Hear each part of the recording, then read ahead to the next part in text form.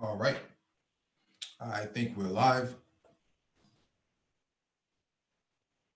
Mic check 1 2 1 2. Mic check 1 2 1 2. Adjust these dials real quick.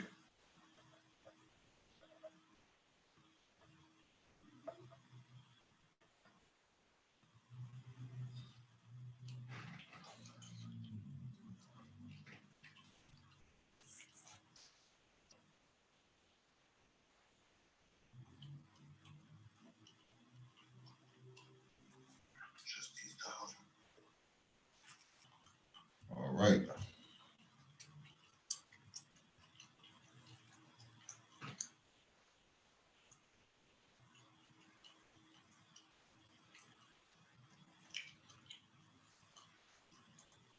Allow people to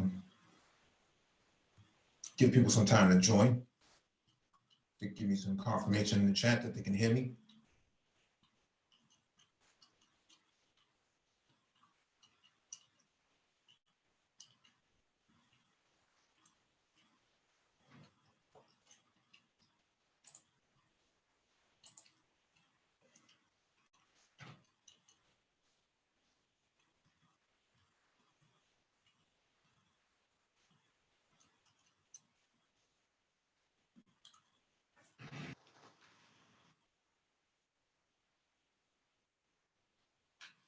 All right.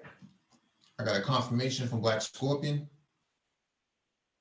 Thank you for the confirmation. Welcome back to the Black Brain Trust. This is episode 455.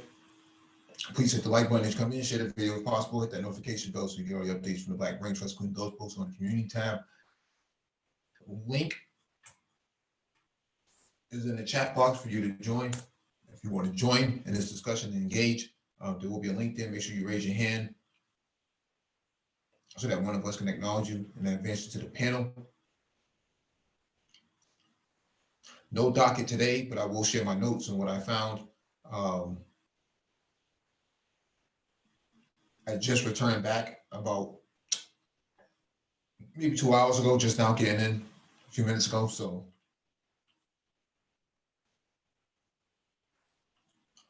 I'm still feeling a bit jet lagged. So we'll let me find my notes and then we'll get started.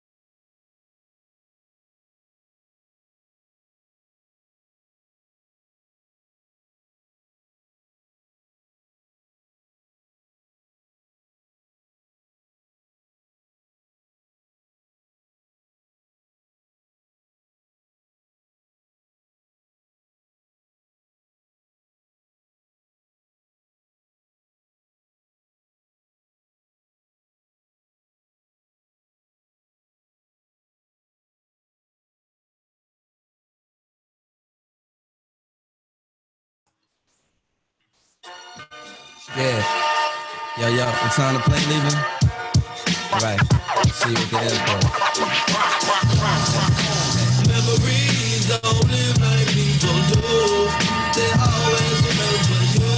Whether things are good or bad. It's just the memories don't live. live like people do. Baby, don't forget me. I'm a traveling man, moving through places, space and time. Got a lot of things I got to do. Darling, I'm coming back to you. My baby boo, I'm a traveling man, moving through places, space and time. Got a lot of things I got to do. Darling, I'm coming back to you. Baby boo, I'm leaving. Well, go ahead and leave the call heard around the world from the wise of MCs. These cats is paying more than half a pound. I'm going back and snatch it down. I got the skate, but we can probably run them back in town. Scenarios like this is tear jerkers for the modern MC. I ain't a blue collar worker cause this thing called rhyming, no different from coal mining. We both on assignment to unearth the diamond. When you start climbing and them eyes start shining, you be struggling and striving and they think you prime time and maintain and keep silent. Make no an observation. It's confrontation. This is the daily operation. My concentration. They focused on my recitation. About to reach my destination with no pause or hesitation. Baby, make the preparation cause this ain't no recreation. This is pro ball. And we letting you know, y'all, at the show, y'all. Doing this for dough, y'all. Took the phone call, and I'm ready to blow, y'all. About to go, y'all. Been a pleasure to know, y'all. And I'm letting you know that memories don't live like people do. They always remember you, whether things are good or bad. It's just the memories. Memories don't live like people do. Baby, don't forget me. I'm a traveling man, moving through places, space and time. Got a lot of things I got to do. But darling, I'm coming back to you. But baby boo, I'm a traveling man, moving through places, space and time. Got a lot of things I got to do. But inshallah, I'm coming back to you. Baby boo, I'm leaving. But y'all willing, I'll be back home to drop these heavy ass bags up on my backbone. Around the world with a catalog of rap songs. My baby girl is walking, been away for that long. But no, you haven't, well, at least it's how it seemed to me. My hometown is like a whole different scenery. The old timers on the stoop, leaning leisurely. The new jacks up in the park, smoking greenery. Easily taken for granted when you up in it, but it's sweet sinning. When you've been down for a minute, move around city limits, break them down with the vintage. The innovate, classical B-boy image, collect the winners. Cause that's the reason that we came here. This thing is not a game here. The fortune, not the fame here. From New York to the Cadillacs, Cali and the Cadillac, Chicago, know we innovate. Infiltrate Virginia State, DC make me stimulate. Philly, know we penetrate. Georgia make us generate. Let's Benedict to get the pace. They celebrate the my jams in foreign lands. Even your mans in Japan know who I am. Mina son, make everybody out and live fun. Say Ichiban, make God man know where you get it from. Phenomenon, excuse me, that's a phone call. It's a show, y'all. Trying to get this dough, y'all. About to blow, y'all. Been a pleasure to know, y'all. And I'm letting you know that memories don't live like people do. They always remember you, whether things are good or bad. It's just the memories. Memories don't live like people do. Baby, don't forget me. I'm a traveling man, moving through places, space and time. I got a lot of things I got to do, but inshallah I'm coming back to you. Baby boo, I'm a traveling man, moving through places, space and time. Got a lot of things I got to do, but God willing, I'm coming back to you. Back to you, I'm leaving.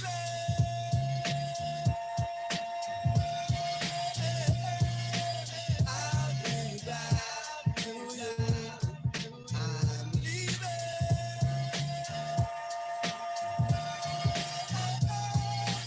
I'll be back to you. Over the world we go. DC all over the world we go. VA all over the world we go. The Cadillacs all over the world we go. London all over the world we go. Japan we go. Over the world we go. Paris we go. Over the world we go.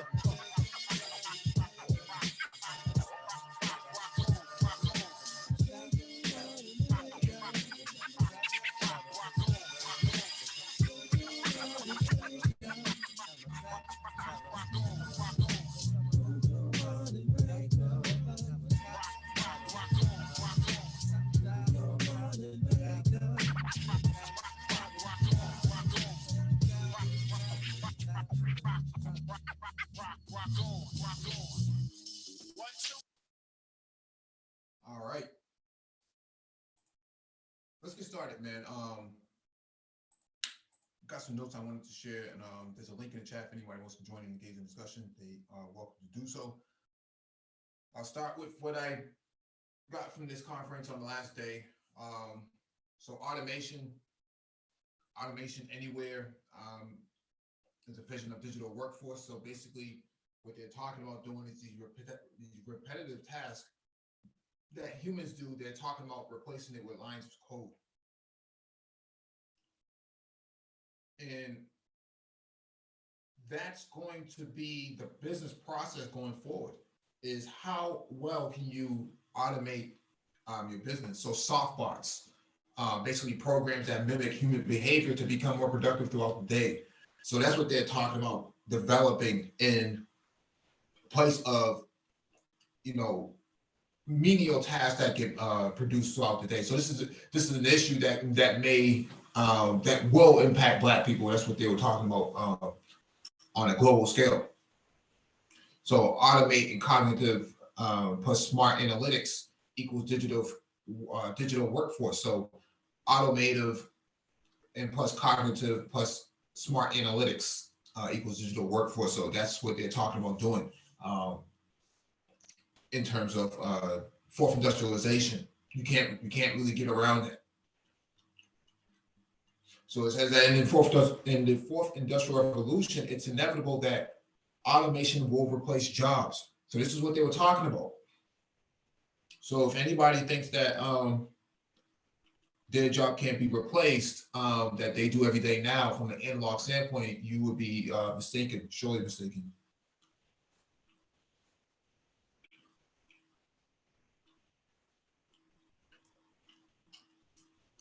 All right. So which of the industries are going to be impacted by this? Insurance, banking, healthcare, manufacturing, and especially manufacturing, because they're always trying to streamline the process and speed it up for the most part, and trying to reduce overhead costs. So then it moves into, what is the future face of banking and mobile financial services in Africa? So Africa will be the second fastest growing financial market in the world as of today. So starting from 2020, it's going to be a very rapidly fast growing area for financial banking or fintech. So the goal is to bank the unbanked, taking people who don't have any sort of bank accounts and getting them banked immediately. Pan-African banking is what they're talking about. That's what they're calling it, Pan-African banking. Payments and remittances and assurances, that's usually the avenues of business or business models.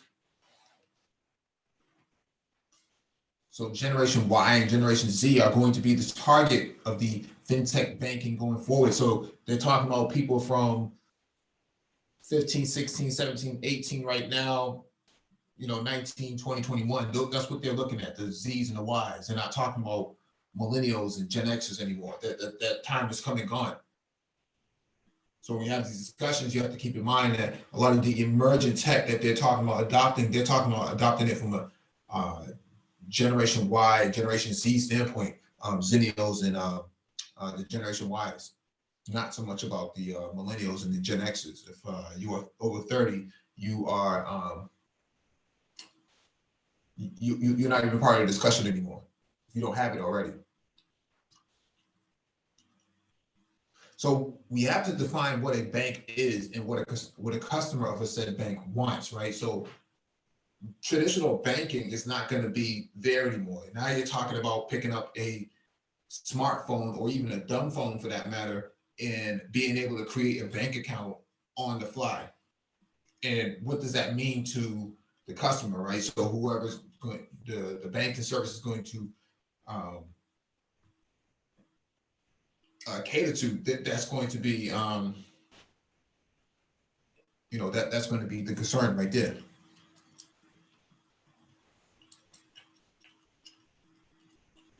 So innovate or die was the one of the main talking points that came from this. For Black people, it says One of the panelists from Microsoft said, it's a brother from Microsoft. He said, Black people have to learn to innovate or to die. If you do not innovate, you will die. And what we see happening, at least from a manosphere standpoint, and at least from a ADOS standpoint, FBA standpoint, is that Black people are not innovating. And so they're getting left behind really, really quickly.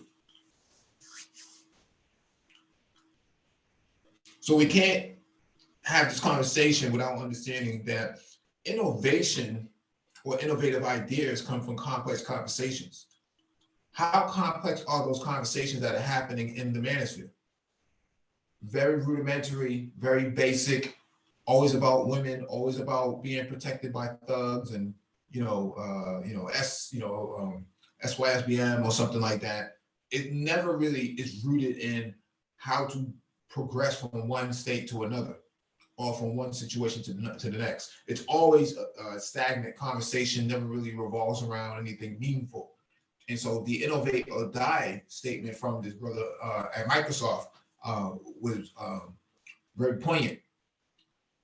And Black people have to do this, or else they will fall so far behind it it won't even make any sense to try to play catch up.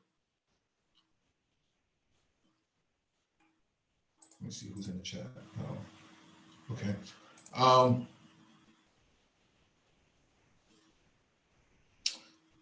So providing services beyond just moving cash or remittances to the unbanked and the underbanked. So what this means is that we can't just look at banking as just one aspect of moving money from one account to the next, or direct deposits and things like that. It has to revolve around a multitude of services.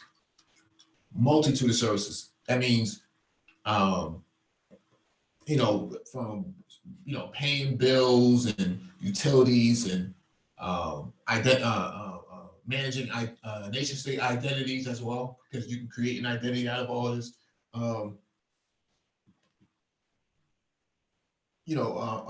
Person to person payments, microfinancing, public banking, things of that nature. All these are services that are going to need to be entangled in this new generation of banking.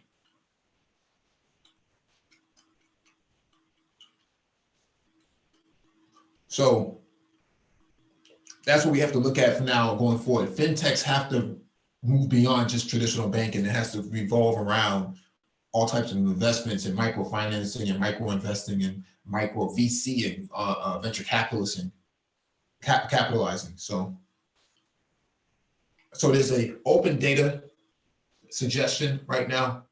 In Nigeria, there are 200 million people, but only 34 million people in Nigeria are actually banked, right? So 1/3, if not 1/4 of the population are actually banked in Nigeria. So how do you fix that issue? We don't even know how many people are actually in Nigeria because we don't know, because not everybody has an ID, a national ID.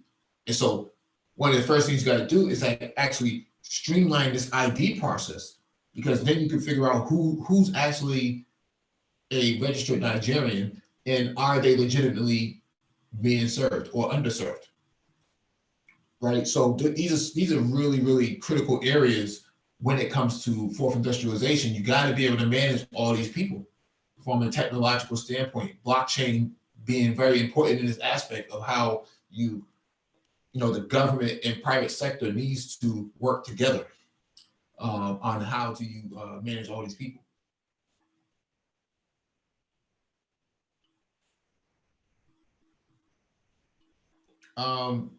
Jay Green asked a question. He says, so if the focus is Y and Z, what's the role for the over 30 crowd?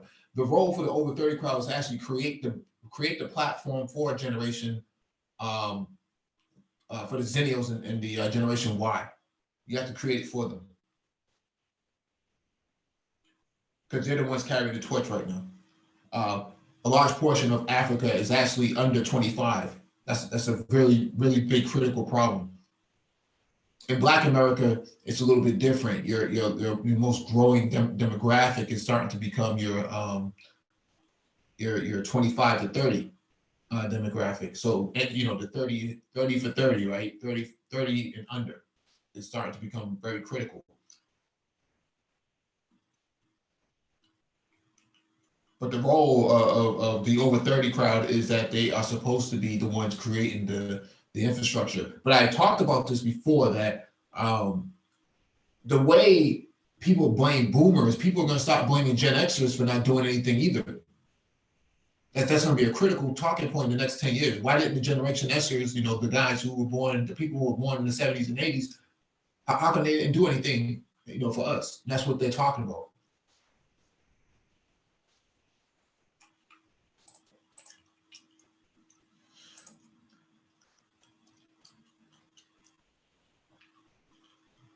All right.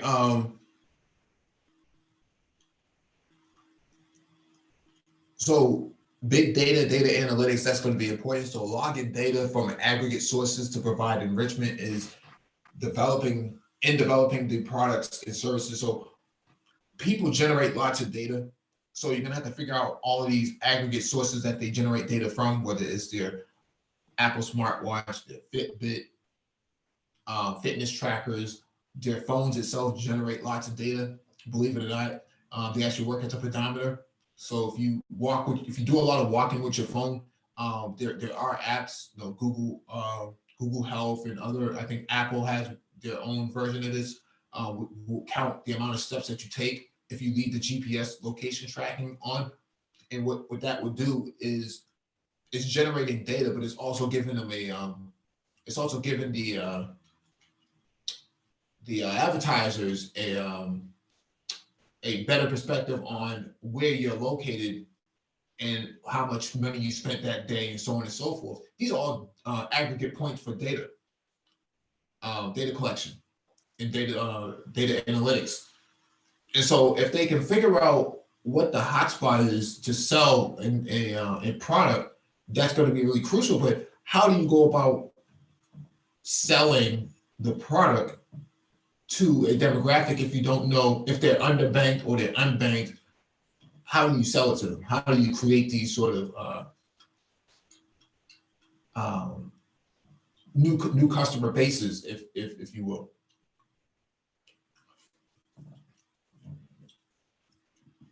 So that's where that topic came from.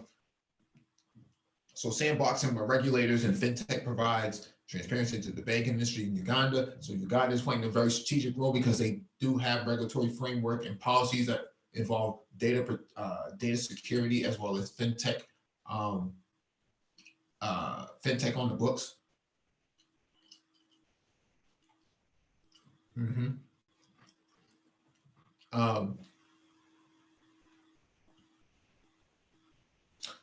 So data to information gives knowledge and experience with creativity. So when you're talking about generating data, there has to be a context as to what it means to the person that's going to be actually reading all of this. Like I said earlier, you have wearables, your Fitbit trackers, your Apple Watch, your smartphone itself. All of these things generate data. All of your activity online generates data. So if you go to YouTube, if you go to Facebook, if you go to Instagram, so on and so forth, all of this is generating data. Your cookies are collected on this information. Every time you log into a website, every time you log out of a website, you have to make sense of all of this data. There's 1 billion people on the continent right now. You have to make sense of all of this data that's going to be generated by these 800, 900 million people with these smartphones and these devices, IoT and things of that nature. Where are they walking to? Where are they spending their money the most? Where are they spending their money the least? How can we invest into this area? So on and so forth. All right.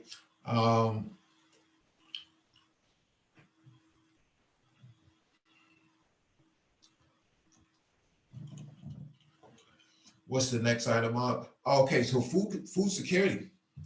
Food security, using blockchain to manage agriculture goods. More than 50% of the income is spent on food in Africa. Farmers in Uganda don't have records. The lack of records exposes the lack of transparency. So this is important. We talk about blockchain a lot on here because blockchain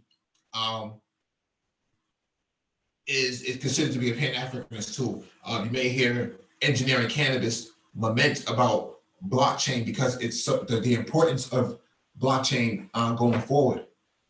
And so what they were talking about here was that in Uganda, what you have is a lot of farmers don't keep paper records of their agriculture.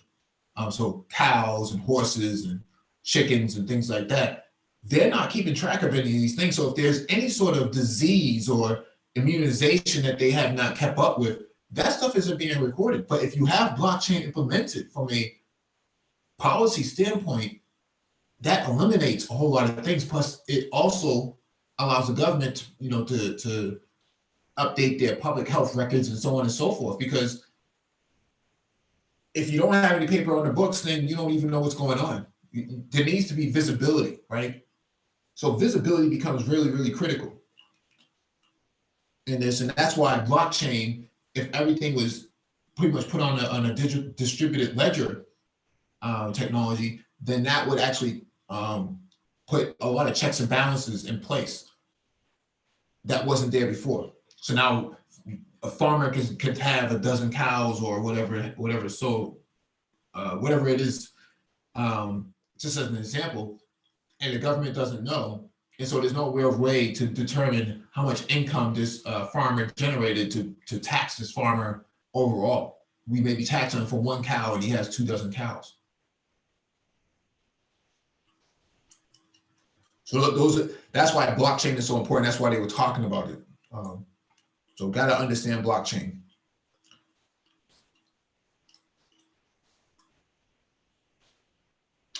Using feature phones to connect to a service to manage the record management by using SMS and SSID.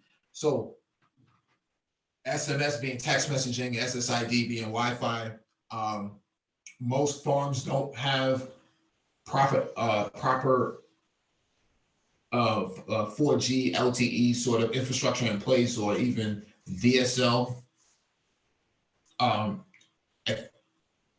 And so this becomes important to how do you deliver services to those who are under innovated, right? When we talk about under innovated, we're talking about people who have not gotten off of basic Nokia, dumb phones, or these sort of smartphones that these feature phones that don't have Facebook, they don't have Instagram and whatnot, so they're not able to keep pace with the changing of technology. They're still stuck on one phone and multiple SIM cards because that one phone services one household, but you have 5 people in the household and have 5 different numbers because they have 5 different SIM cards.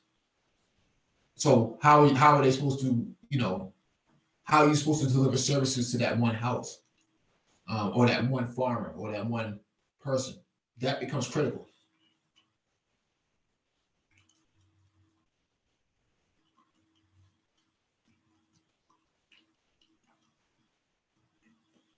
All right. So volatility of food prices can impact farmers and consumers on the continent. Two sides of the value chain affect both the farmer and the consumer, right? So this is actually a good point, because food prices do have much volatility. I can tell you right now, I bought avocados one time a couple months ago.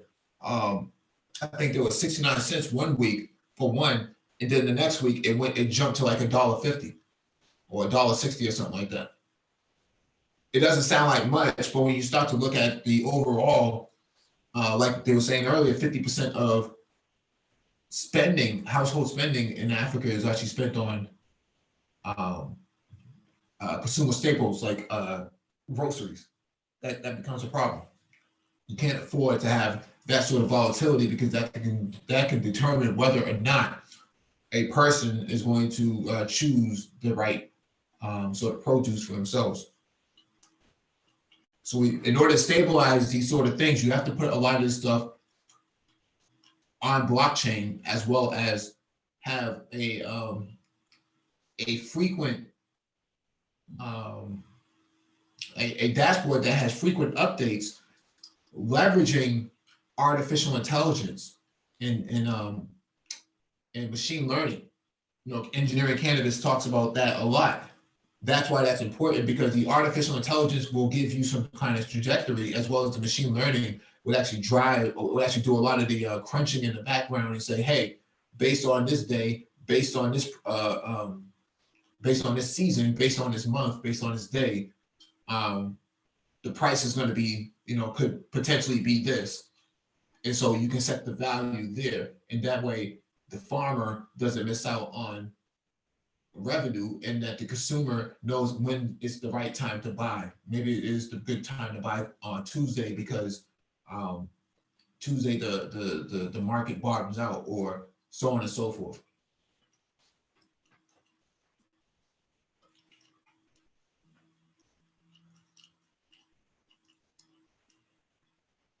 All right. So blockchain will help in supply and demand impact value of food from crop to supply to market. So they're talking about how this is going to help farmers from the time that they plant seeds into the ground to the time that they hit the supply chain. So where it's going from the farm to the actual marketplace, and then supply to market, right? So that's all one, the logistics aspect as well.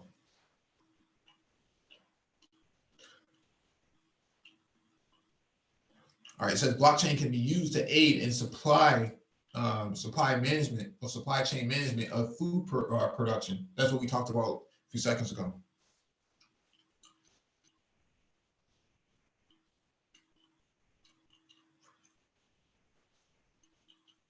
It says helping farmers get to reliable markets, helping farmers turn better yields, record management. So helping farmers get to reliable markets. This is critical too, because imagine a person who runs a farm maybe 5, 6, 7 miles away from, if not further than the actual downtown marketplace, right? What we call a farmer's market, right?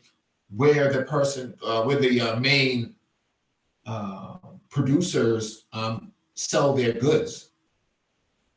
It could be miles away, but so you have to make sure that you get to the market on time, and that you're not throwing away or wasting your goods. And so helping farmers get to reliable markets, helping farmers turn better yields. This is a part of IoT, AI, blockchain, machine learning, deep learning, reinforcement learning. All of this comes into play. This is a new sort of synergy right now that they're talking about on the market, on the continent, so that farmers can get better revenues at the end of the day, because they're not turning in the same revenues like they do in the United States, because they have a completely different economic model that they're working with. Their economic model goes back to the almanac. A black man by the name of Benjamin Banneker invented this thing, and it goes back to that. But how do you take the farmer's almanac and turn that into lines of code that's going to produce better revenue for the farmer?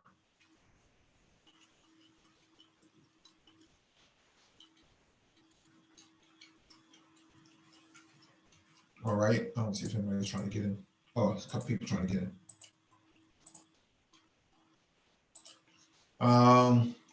Get to the bottom of this now.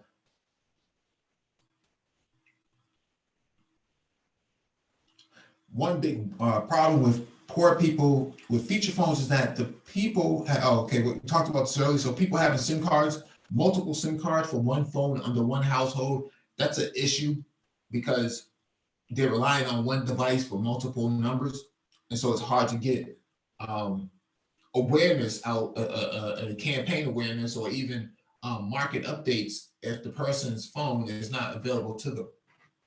So we have to come up with a better platform that's going to allow for people to get off of these dumb phones. And I saw this a lot over in Rwanda. A lot of people still holding on to these dumb phones. They're still holding on to them, not because they like them, but because they don't have any other choice. They only need it for voice communication. That's it. If they had smartphone features, they will probably use it. And so we have to start developing apps and services that work with text messaging, as well as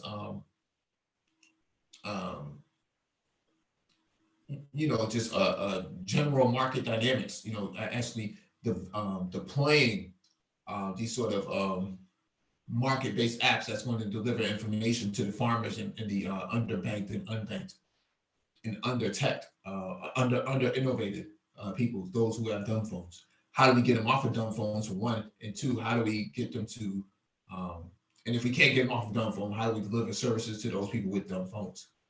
We have to meet these people where they are, and not have them meet us where we are, because we're in a different position than they are. And so developing applications around that is actually be critical.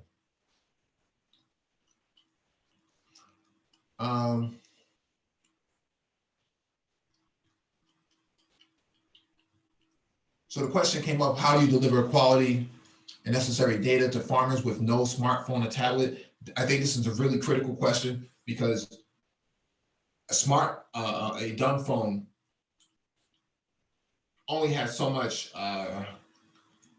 data storage space available in it. So how do you deliver necessary data to that person who's on one of these dumb devices that we call them, right? Dumb devices, devices that can only make phone calls mostly for telephony purposes. So what could happen is that the SMS service would send them an alert. They would hit star 699 or 667 or something like that, and they will get a plethora of information that gets streamed to them in voice, right? Whether it's English or French or Portuguese or something like that. They will get a whole lot of information being dumped to them, just hitting that star 699 or whatever it is, code that we would actually use for the farmers, right? Or for the people, for that matter. But that is introducing the technology gaps between the underbanked and unbanked to those who have the services to deliver. You have a big problem, but you can't just say, well, they should go out and go get a smartphone, because you're assuming that they have that, their smartphone budget might be the only budget that they have to feed their household, or, to pay other bills such as water consumption and things like that. We have to make sure that services are being delivered to them where they are right now.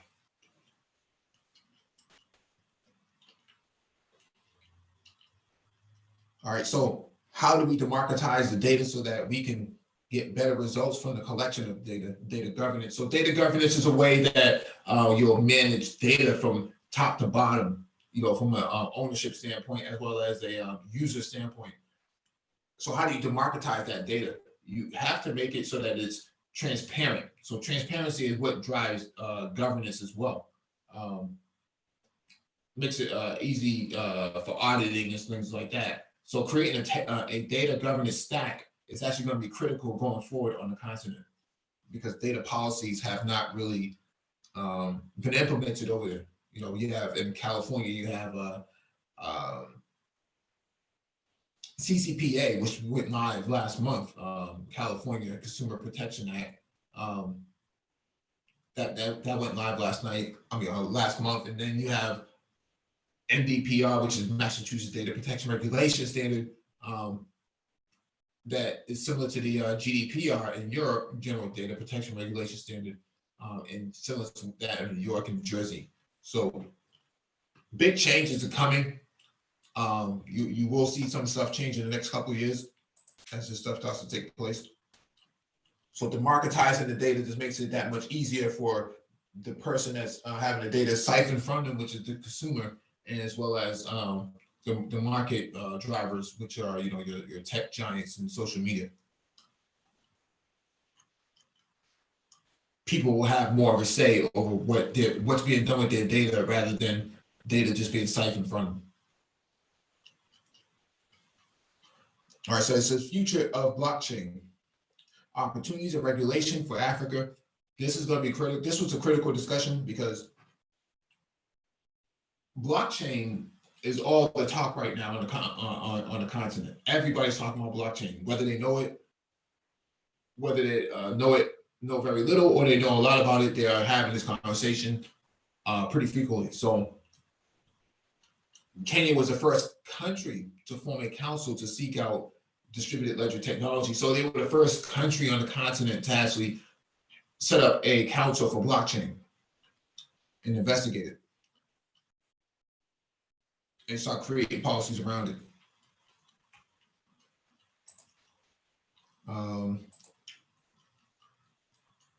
So regulators are driving to keep up with the development of blockchain.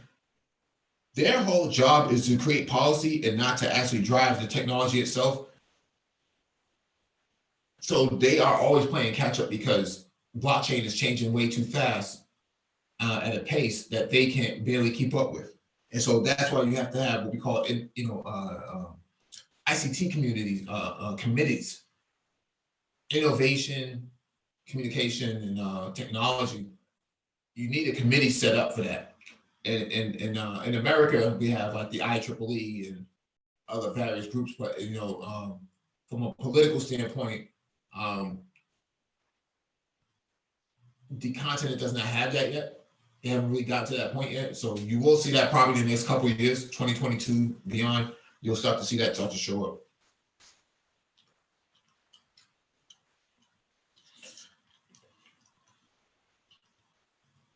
So blockchain country versus regional regulatory standard frameworks, that was a debate that was being had. Should there be a blockchain? Should blockchain be managed per country or should it be managed per region?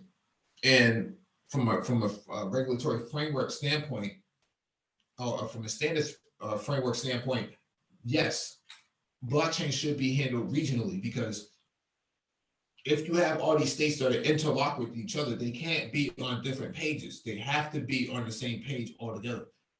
ECOWAS, which is the West African demographic of states that make up the e-commerce belt of West Africa, they are on the same page. That's how they got ECOWAS in the first place. On the East African front, that starts to change. Not so much, but you start to understand that they're starting to have these conversations themselves.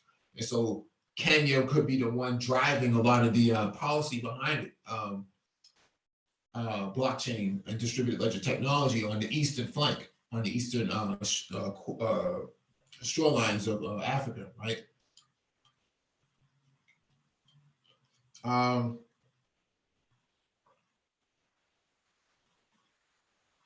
So Zipline actually demonstrated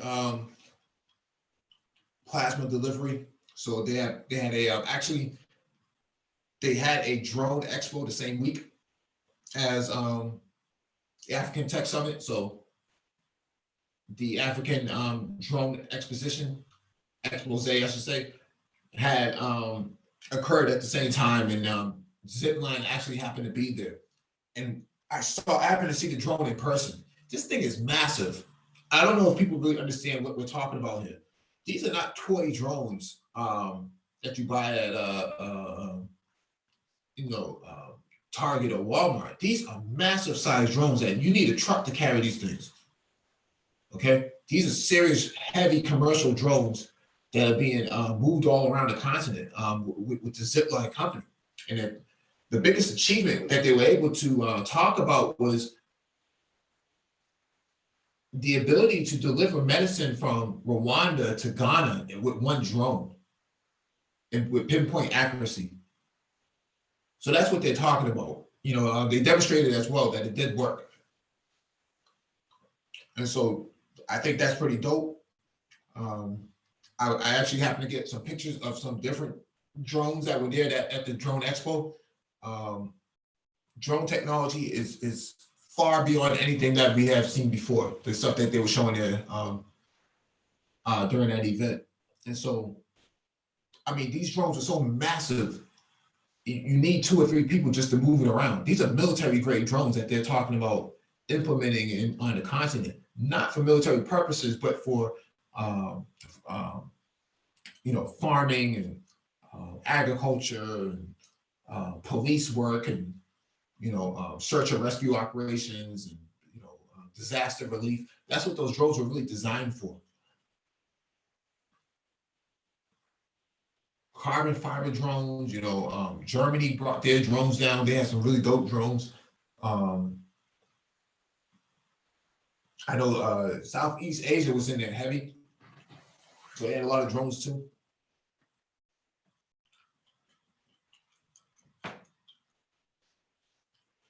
I'll probably upload some pictures of those later on tonight.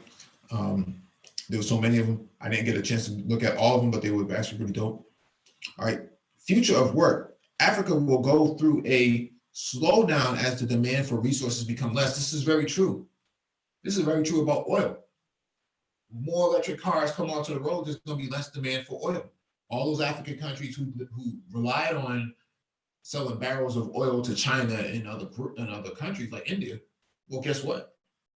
As those countries start to push for electric vehicles, there's going to be less demand for oil. They're not going to need all of that. So what are you going to do as an alternative if you're an African state? So that sort of slowdown in resource demand is actually going to hurt their bottom line if they don't come up with a better a trajectory of what they're going to change their way into.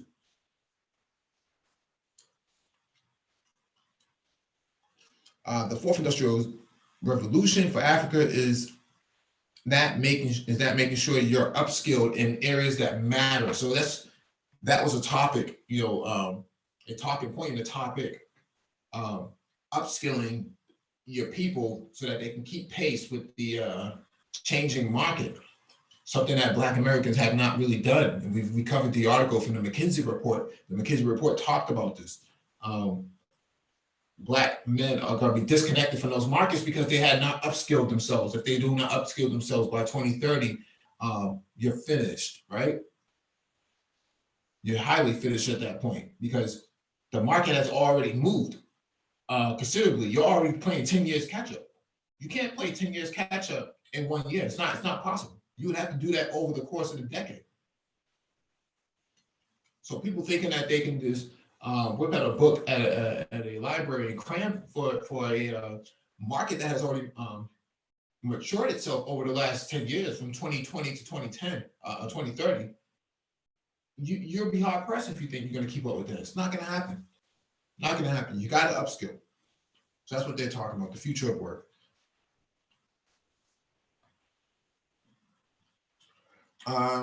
Africans must change the way they look at education and jobs. This is a very fundamental key point because you can't talk about sending somebody to school for computer science over 4 years and think that that's going to be sufficient for, let's say something like Python developer. You don't need to go to school for 4 years to understand Python. You can do that in 6 months. So they're saying change the way how you look at this. You can't just say, yeah, he has a bachelor's degree in computer science. Okay, whoop-de-doo, at this point, you needed a Python developer. You're gonna wait 4 years for a Python developer? That doesn't make a whole lot of sense. Just upskill at the time that you can. Right?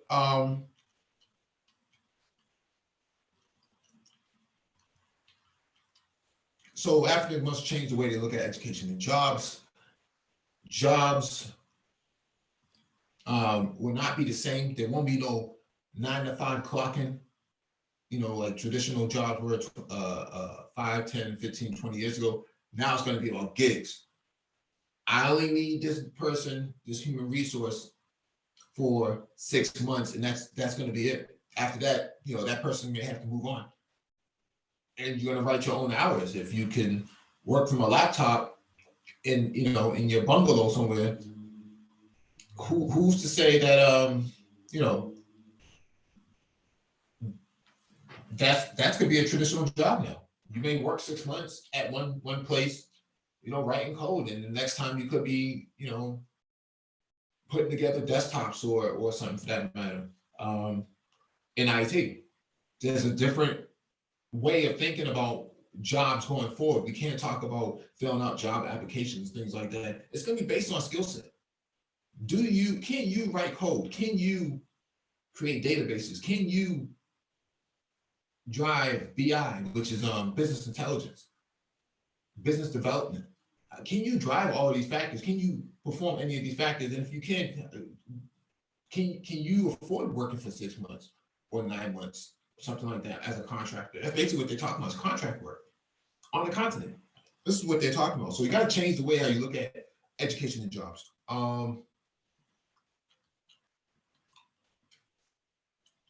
So African innovation is not driverless cars. It's roads built with automation design built into to enable drivers with autonomous cars. So they're talking about not focusing on just building the autonomous vehicle, but to actually focus on the development of the classic infrastructure, your roads. What kind of roads are you going to design for these autonomous vehicles if they don't already exist? You can't design autonomous vehicles if you don't have proper asphalt that's laid down there. But what kind of asphalt are you laying down there? Is it going to be asphalt that's going to be that's going to have smart integration into it, that's going to allow cars to charge on the fly?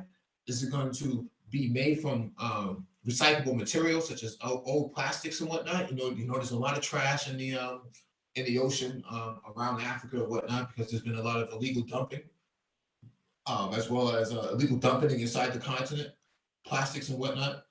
How do you recycle all those plastics and turn them into asphalt for more sustainable and faster infrastructure development? That becomes critical. Those are things that become critical.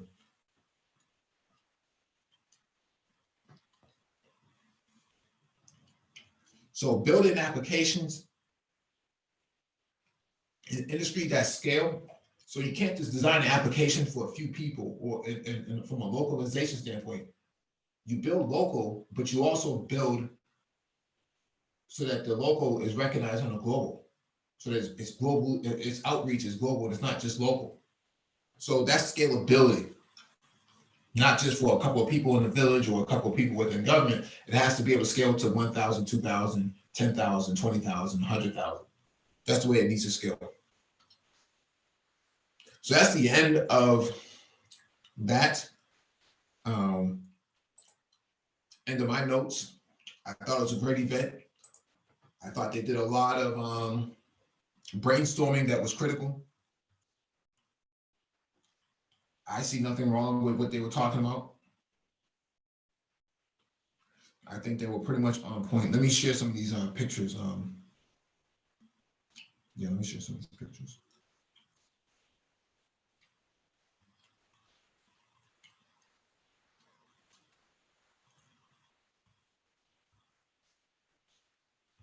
We got Golden 11 on the pin. What's going on, man? Hey, Mike, man, great to see you back, brother. Thank you. How's everything? Can't complain, man. Had a great time. Had a little bit of hiccups, but other than that, I would definitely go again if I had to. If I had the opportunity to, I would definitely go again. Had a great time. Well, I'm gonna look to take a trip out there with you, man. So you know, you got a road dog on your next one. So you know, we gotta get moving. The brothers who can move, let's do that. Let's see to it that we get out there and grab this highly buddulated information you just got. Cats have not been to the continent. People are here in the States talking stuff. They don't really know what's going on. It's good that we have people who are able to, especially out here in the manosphere, who stepped outside of O'Shea, who does his thing. But somebody like yourself stepping off, he out of the manosphere, intelligent, highly skilled, and hitting the continent and coming back with very critical information that we have to have. That we need to know. So it's not about what somebody thinks or what somebody else's opinion is, but yet we're getting it from one who's kind of been there. So let's continue forward on that, and that's great information that you're laying out, because we got to get ready. We got to be prepared to be prepared for the future, because if you don't prepare for the future will fuck you. We have to be prepared for that. So let's keep our eyes on the prize here. It's great stuff, Mike. I'm just sitting here listening to all the information you have to drop out, drop down. So I'm right now, I'm just soaking it all up, man. I'm sure I'll have some more questions for you as you finish going through what you've seen and kind of what you've experienced and what your views are. So I'm gonna have some questions on that. Yeah, I've made a lot of connections on the ground, over 24 connections I've made. Some people from the West, you know, in terms of like UK, United States and stuff like that. Made serious connections there. Made some definite hard connections on the continent. There's a lot of brothers from Nigeria and Kenya that I linked up with, and they said they liked what I was saying. Gave me their business card and said, let's chop it up. Let me know next time you're on the continent, so we can really sit down and really get down to some building startups and stuff like that, because they're very interested in working with people, Black people from America. They're very interested in that. They're very much down for it. They're down about the synergies and stuff like that, exchanging ideas and whatnot. They are 100% in for it. The only thing that's really holding people back is, the fact that they don't want to get over there. So what is all this? They don't like you though, and they're not liking you over there, and all of that. Can you speak to that? Could you speak to, you and I spoke about this, but could you speak some truth to power on this a little bit, and kind of debunk some of this insane talk that some Negroes have over here in the States? Yeah, it's just a bunch of hogwash. It's a bunch of hogwash. This whole idea that people don't like you over there at all. No, I didn't get that. I got so much love on the ground, in the event, outside the event. I was walking around the hood, left my laptop out there, 1,000 dudes out there. Nobody touched it. 90 minutes, nobody touched it. People was very helpful, respectful. They were very caring, forgiving, and whatnot, and loving, man. But they don't understand why more Black Americans don't come over here and help build. So I don't know anything about people not liking you over there. I got plenty of love over there, plenty. Well, I think some of the damage comes in from those who stay here and say this and say these these ridiculous things, and people believe it because they I guess they don't know any better. So I think the only way to debunk that is by going there. It's one thing I've experienced traveling internationally. I've gotten love wherever I've gone. So seems like you're saying the same thing, Mike. Yeah, absolutely. Ty City says anything on transportation. Yeah, transportation was big. So that's what they were talking about, roads and infrastructure. Somebody like Ty City would come over there as a diesel consultant, as a trucking consultant, and actually help, the Rwandan government connect better infrastructure and better roads and things like that, as well as the vehicles, getting CDL certifications and stuff like that on the continent, so that they can actually better drive and manage their routes and things of that nature, so that they're getting food to market and goods to market in a very quick and timely fashion, so that they can actually drive economic growth in these areas. So there's a lot of opportunity over there for that. There's a lot of opportunity for micro transportation. That's really, really, really big over there. They're really big on micro transportation because nobody can really afford cars all that much. I think their taxation on vehicles is like 20% of the MSRP of the vehicle itself. So you start to see a lot of motorcycles and stuff like that being used for transportation because they don't have massive rapid transit system in place as of yet. But micro transportation actually can fill a lot of the gaps in that, especially from an EV standpoint. And so what you're going to see is more adoption of electric vehicles on the 2-wheel front and then on 3-wheel front, because as those motorcycles are really, really dirty from a pollution standpoint.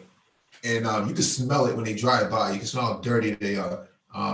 The air changes almost immediately before it goes back to normal. That stuff lingers around for quite some time if it's rush hour, right? So they do have traffic management systems. Ironically, they're better than that I've seen in Boston. They have a timer on the traffic light itself, so it lets people know how much time you're going to wait before you actually make that next turn. Could be 70, 75 seconds, 60 seconds, or something like that. You have to wait. It's all written in English. So the idea that they don't like you and they also can't read and they don't have any running water and you know, there's no electricity. You know, it's a bunch of hogwash. We got complex design on the panel as well. So a lot of the discussions that was being were really starting to go into building startups right there on the ground. People pulled me into conversation and said, "Hey, you know, this guy Mike. Mike is, you know, he's a cybersecurity guy. You know, let's talk to him. What do you think about this, and that? Like to bring you on as a consultant, so on and so forth." That's what conversations were being had. They weren't talking about, you know, Kobe Bryant and who he was married to, and, you know, that's why they weren't having that conversation. The conversation was revolving around how do we build sustainable, scalable architectures in startups. That's what they were talking about doing. Where are we going to put our money at? How is this going to work? Venture capitalist funding and so on and so forth. How do you go about getting it? Those are the conversations that they were talking about. Digital transformation, cultural transformation, political transformation. All of that is encompassed in these discussions. Let me pull up some of the pictures. Hey, what's going on, Mike? What's up? Chilling, man. I'm just headed back to the pad. But I'll be joining you all in just a minute. What's up, Complex? Big bro. What's going on, baby? I'm chilling, man. I'm chilling. Yeah. Let me see. Share my screen real quick. Yeah. So these brothers were having this discussion. Pretty dope, interesting discussions that they were having. This was the last day.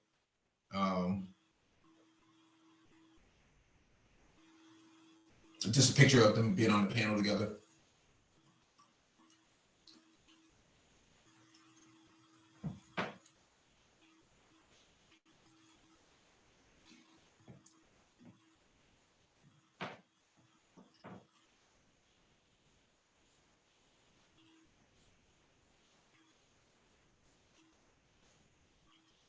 Yeah. So let me skip to the next picture.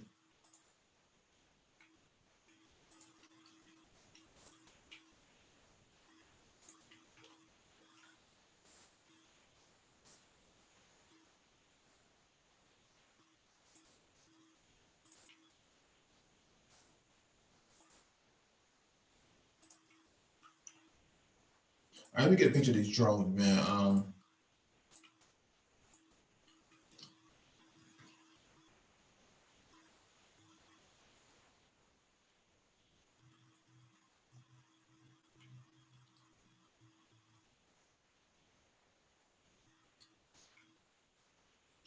This is one of the drones they had on display. It's a hydrogen drone. I didn't get a whole lot of information about it, but I know they do use it for firefighting. If I remember correctly, they use it for firefighting. Very interesting stuff. So a drone that can actually get very close to like high rises, actually spray chemical solvent onto a fire. This would have worked well in something like 9/11.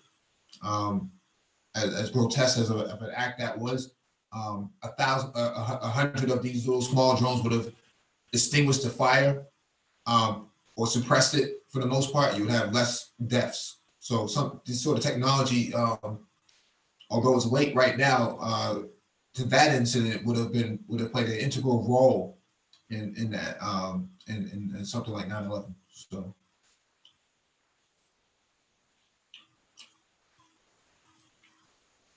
All right. They're talking about deploying drone tech out there. Yeah, they had a drone. African drone conference was the same exact week, happened at the same exact time. So they had an entire drone conference. Yeah, in the same conference center. So I just walked next door to it. It was only right. It was only about 20 feet away, so I just walked over there. This was one of the drones they had right here. This thing was beastly.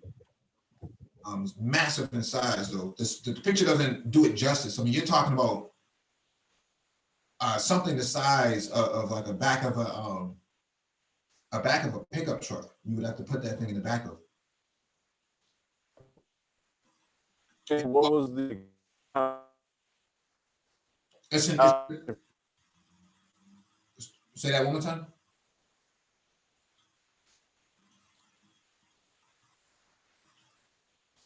No, I was saying, what would be the application for this type of drone right here that we're looking at? Oh, there's so many applications behind it. Land surveying. It has 4G, 5G built into it. Shit. It has artificial intelligence built into it, so it can work on its own. Right. It's used for like surveying not mine, caves and stuff like that.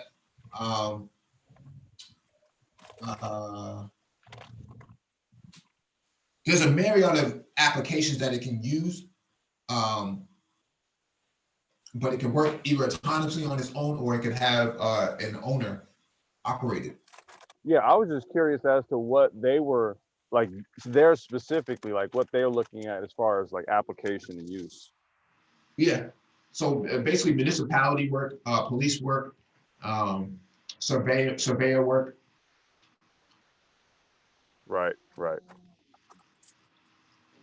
But this one in particular has 5G and artificial intelligence built into it. So it basically works on its own. Yeah, that's not your garden variety toy drone right there.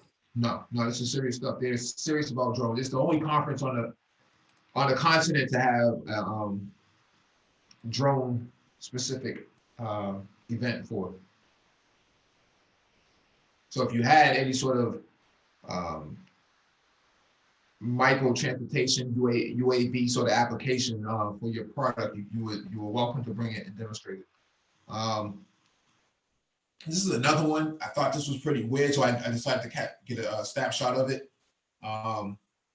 This is a wing copter, and basically it's kind of like the U.S. military's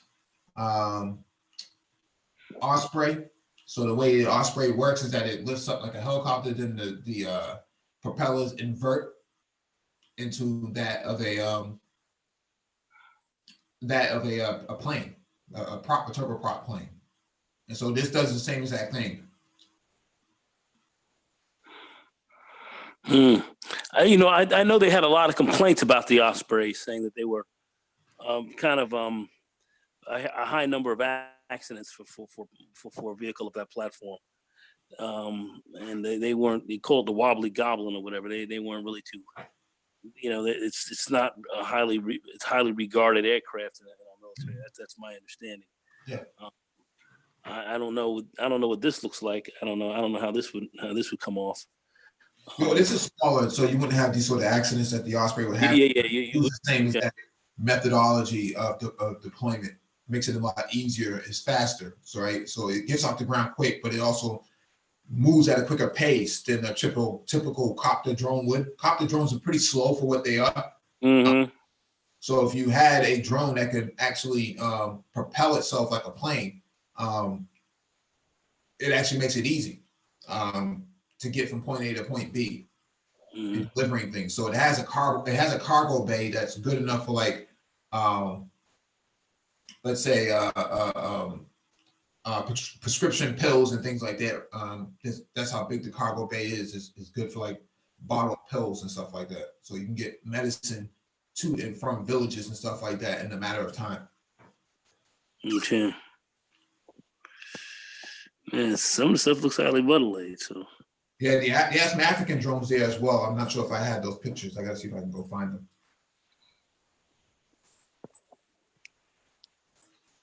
And we have this right here. This is display the control application that does all the mapping for the drone and whatnot.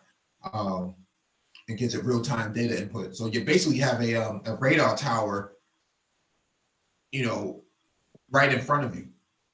You basically are the radar tower. And that's what the application is giving you, real-time data analytics. And Yeah, in those EHON 184 personal drone copters, Mhm. Intel has a software similar to something like this. It has like a digital dash, and it's kind of like it looks really similar to that. Now, was this software developed there on the continent? No, these are like this was um, a German vendor. Yeah, there's a lot of vendors that showed up, but there was some African ones too. I'm trying to see if I can find the pictures of them. Okay.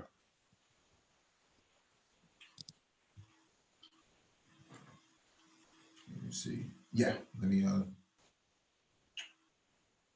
this is the last picture.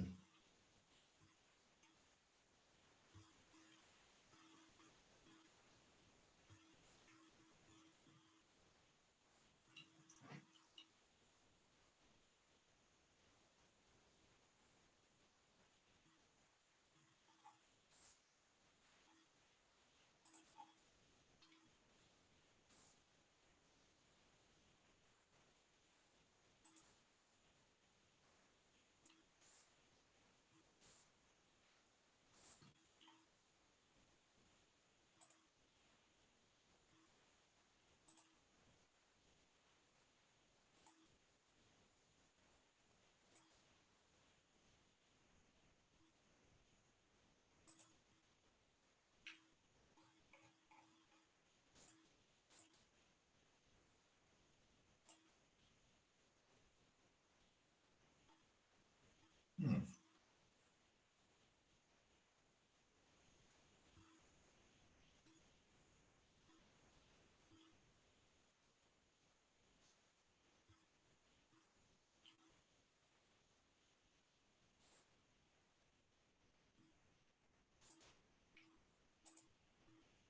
Make sure none of this went into the spam bucket.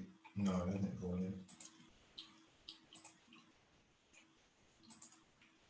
Hey, Mike, on average, why are you looking for that? On average, what was the weather like? It was like when I first got there on the ground, it was like 55, 60. Mm-hmm. It crept up to about 80, 85. Ooh, okay. But it was manageable. It wasn't muggy. It was actually manageable. And it's muggy there, like when it's warm. No, it's actually pretty. They have a lot of greenery, vegetation, and whatnot. So a lot of it's Okay. absorbed into the environment. You don't really even notice it. I've yet to see anybody sweating. Kind of like Mediterranean climate, sort of like Cali a little bit, maybe. Yeah, maybe something like that. They're not surrounded by water, so they're really Right. um, they're a landlocked state. So Mm-hmm. Kind of like an Arizona, maybe, but maybe not as arid or dry or hot. yeah, the closest thing of water they're connected to would be Lake Victoria, but that's a far distance from Kigali. So Mm-hmm. Hey, Mike. I mean, just to kind of hit this a little bit, I know this might be a little controversial. Well, I don't give a fuck. What were the ladies? I don't. I don't give a fuck. What the ladies look like up in that piece? they look pretty good. I'll keep my comments very limited on it, but I haven't seen any unattractive women over there. They do come in all shades and whatnot, all sorts of melanated compounds, but everybody's in shape over there. The most people I've seen, unless they're like an older person who doesn't get out that much. But most people, women especially, do a lot of walking, and so they walk downhill to go get their groceries, and they walk uphill with the basket on their head. And so I think the concentration of keeping that basket on their head, as well as walking up that incline, is what's giving them that it's giving that body. Oh man. So I know what they got. They got strong, nice, strong, shapely backs and shapely bottom halves. I can see that. All right. Okay, I already know what the deal is. As long it's were they educated? There seem to be pretty educated ladies there. Most of the population hasn't had that level of literacy that maybe like Zimbabwe have had, but they're coming around to it.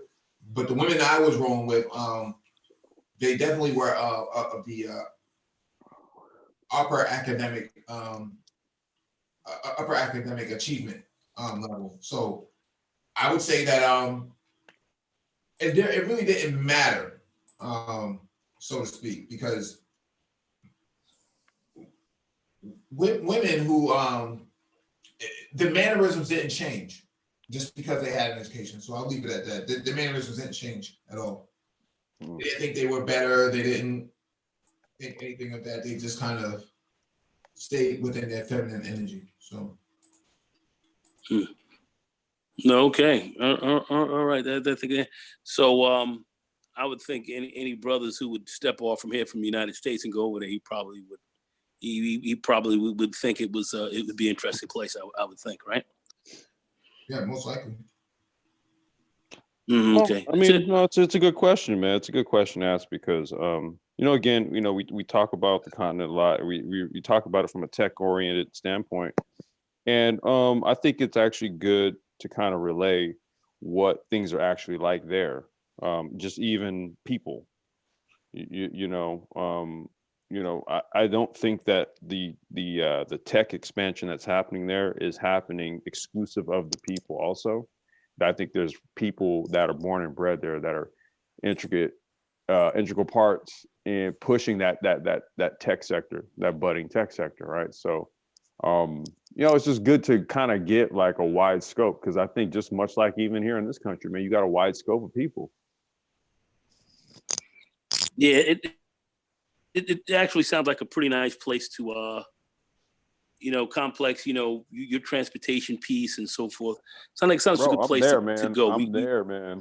2021, if not by the end of this year, 2021, I'm there, man. We definitely have to expand. Yep. Brothers are willing to do that. And you got no borders. From all what we can see is there's nothing stopping you. You got plenty of opportunity where you can make some nice dollars. You can get it. You can get out of a rather shaky dating or female matrix here, and you can do a lot of different things. I think as melanated people are concerned, to kind of deal with all of us in the diaspora. We should be looking at that.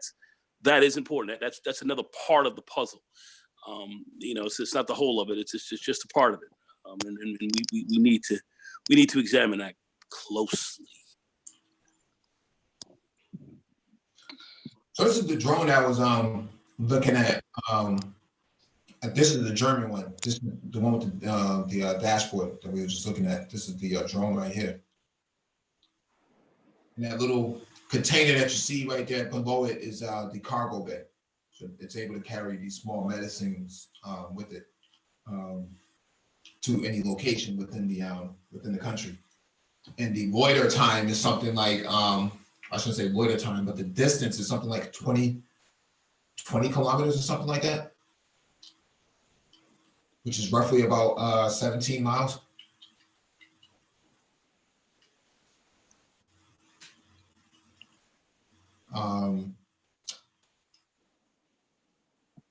The only problem, and I agree with him on this, is that there's no way to do air-to-air refueling on drones. And so the problem is that battery technology hasn't kept up with fuel technology as of yet in these areas. And so what I'm referring to is like any US military or any foreign military has the ability to have air-to-air refueling of their aircraft. You don't have that with drones. And so what happens here is the drone has to stop at a certain point and then offload that payload to another drone on the ground. And then that drone has to carry it the last mile or whatever it is. We don't really have air-to-air refueling with drones, but that could be something to be highly sought after. That's a market in itself because battery technology is not going to get there at any point with these drones because they're so small. So their battery life can only go so far because the capacity is only so large. It's not like a Boeing or an Airbus A380 or something like that, where it can just go, over bodies of water. These things can only go a certain distance, and the distance it may need to go, it may need to be recharged. But how do you recharge something in mid-flight on a drone, right? So the ability to have another drone follow it and do wireless charging to it, and then recharge the battery all at the same time. That's a challenge right now that everybody's running into. So how do you go about doing something like that? I mean, and one idea that I can think of would be to have like you have like a large stationary drone, right? It's it has to, and this is it's like literally I'm just thinking about it as you're talking about it, right? So if you have like a large stationary drone where smaller drones can rendezvous, and what it does is it'll have like a magnetic cable that anchors. So there's like a cable with like a magnetic end, and then it would basically hold the drone. It would come up and then it would basically magnetically connect to the drone to hold it in place and then charge it wirelessly. And then after that, it'll release it, it'll release it magnetically, and then the drone can take off from there. That's one idea, is to actually have like a floating charge station or something. Whoever can come up with those sort of ideas is what they're looking at. I just gave you guys an idea if you're listening. No, I'm pretty sure somebody's on it.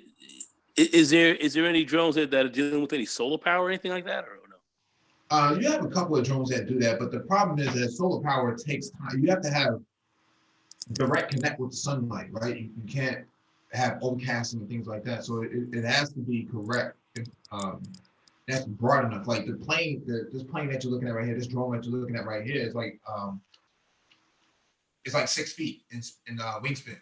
And so even if you did put solar panels on there, it wouldn't be big enough to keep. It wouldn't be enough capacity to actually charge it. It's for trickle. It's for trickle effect. What it does is the panels extend the battery by trickle charging it while it's in use. Yep. So it's like using your cell phone while it's on a charger. Yeah, and you have to keep in mind that the batteries get hot too. So how do you cool them down and things like that? There's a lot of things that go on with drones. I don't think many people really. Well, Mike, one thing that I heard was you basically your panels dump into a reserve pack, and then that reserve pack trickles. So it's not going strictly from the panels, but it's going into a reserve battery, and then that battery is like a backup. It does like a little trickle type of charge. Right.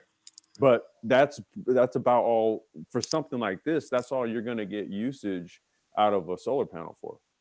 Right. Or even what do they call it? Solar thermal. You know, similar to how mirrors point to a solar thermal tower in order to develop energy to turn the tower, right? You can probably do something like that with a drone, where the drone has a receiver bay at the bottom of it that's allowing just sort of wireless charging, but that has to be pinpoint accurate. It can't not get it right? If it misses its level of opportunity to charge, then it's screwed. You could also use a passive curse. So like a kinetic energy recapture system. So like if you had like small little fins, right, where the inertial movement actually spins the fins, and then those spins have little they're basically like little generators, right, where you're kind of using a passive curse effect. So you're using the turbulence of the wind to actually it's similar to what they call it, wave motion energy capture, where they use waves, tidal like tidal gravity to generate energy. I don't like that, but you're using turbulent air. Yeah. Like I said, that was the purpose of the event, was demonstrate the drones, demonstrate their technology, and come up with viable applications for it. Almost everybody that had an application, but how sustainable was it? That was just a lot of it. I didn't stick around for it. I stood there for maybe about 20 minutes at best, 30 minutes at best, and went around, just checked out the vendors and see what they were talking about. And they did some, my understanding, they did some trials already. So it sounds to me like the Rwandan government, the Ghanaian government, are actually in talks of adopting quite a few of these drones. So drones are huge on the continent right now, huge money maker, huge industry. Anybody who come up with a very viable drone, UAVs and underwater drones and for scientific research purposes, and land drones as well. So unmanned vehicles, unmanned autonomous vehicles on the ground. That's really big right now because search and rescue operations. Some of these man-made people get lost in these safari getaways and whatnot. And you find them being eaten by a fucking rhinoceros or something like that. Or even for poaching. You want to work with African rangers who are against poaching, and they need better surveillance technology to monitor all of these rare endangered species, these rhinoceroses and elephants and stuff like that. And these poachers seem to come and get it's a multi-billion-dollar black market for it, but that's why these drones are important. That they need better technology to counter a lot of these pirate operations that are happening on the continent.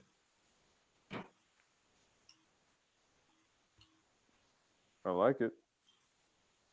Mm-hmm. Mm-hmm. Because this is how fourth industrialization will be applied. Yeah, it's basically a fourth industrial conference. I wouldn't be surprised if they combine the two next year. I know there was some talks about that. So, I mean, I thought it was pretty coincidental, but they happened to be both there at the same time in the same venue. yeah, it's kind of difficult to get from one venue to the other because if you're in the middle of sessions, you don't have the ability to go into a drone session. Right, it's already happening. So you kind of already going on. Yeah. Yeah, I think they should have had the drones in the beginning and then had the African Tech Summit later in the week. But that's just me. Because that way you can't run away from the event at all. You're constantly bombarded with information about fourth industrialization. This is a part of fourth industrialization. This is the type of stuff that we've been talking about for the last couple of years now. People said that there's no running water over on the continent. There's no electricity over it. And yet they have a drone, the World Drones expose happening on the continent at the same time as a tech summit, and people would say otherwise. But this is what African governments are looking for. They're looking to adopt these drones so that they can map out areas of substance and find different applications that can actually be beneficial. Locate resources. Yeah. Absolutely. Well, what about all this shithole country crap? When you look at that, what do you think about? What do you think about those kind of comments? Africa, like most places, are developing, right? They're constantly in development stages. They work like a startup. They're in their first phase. They haven't turned a whole lot of profit yet, but they're still developing. And I think that's the way the continent should be looked at, from a startup standpoint and not from a nation state standpoint. It should be looked at from a startup standpoint. No one ever bashed Facebook for not turning profit for 10 years. Yet they didn't start turning profit until a few years ago. So that's kind of how businesses work, man. Yeah, they were fairly large as an organization. So if you have Facebook with all their development and whatnot, not turning profit for 10 years, I don't see why we should treat the continent any different. The continent, only came out of colonialism back in the 1960s, 70s, 80s, and 90s. You shouldn't look at it. You shouldn't look at it any different. Because even on paper, a government has a charter as well as a business. Mm-hmm. I mean, the two, when you really look at it just from a legal standpoint, a company and a country are one and the same. See, so you could theoretically run a country like a company. I mean, that's largely the basis of technocratic mindset and thought. But Mm-hmm. you run it like a highly efficient machine. Yeah, definitely. Well, you gotta also seek out human capital and well as human resources for part of that initiative, right? So where is the scalability going to come from? Where are the resources? And so that's where Black Americans become in as micro VCs, micro venture capitalists, micro cultural capitalists, consultancies and things like that. That's what they're looking for. They're looking for partnerships, and unfortunately, a lot of people never really put emphasis behind it, man, because they are too concerned about hashtags and stuff, man. There's no innovation coming out of at least not if we're just using the manosphere as a microcosm. I would say that there's no innovation really coming out of it, and so we have to look at the Black community as well in America as a potential startup. In its very early phases of formation. The only difference here is that Black people don't own a lot of land, but they have a lot of human resource capital to work with, lots of it.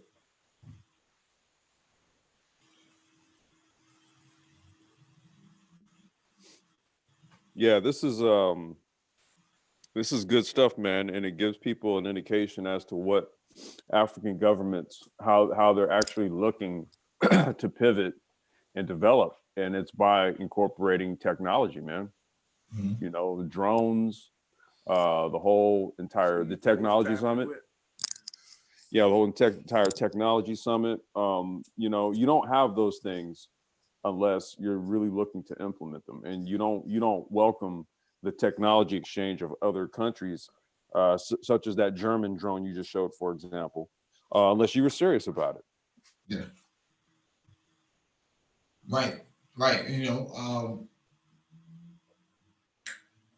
A lot of opportunities come out of that. I mean,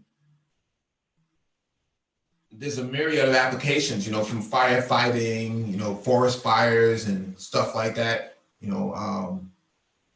Stopping illegal poaching and stuff like that.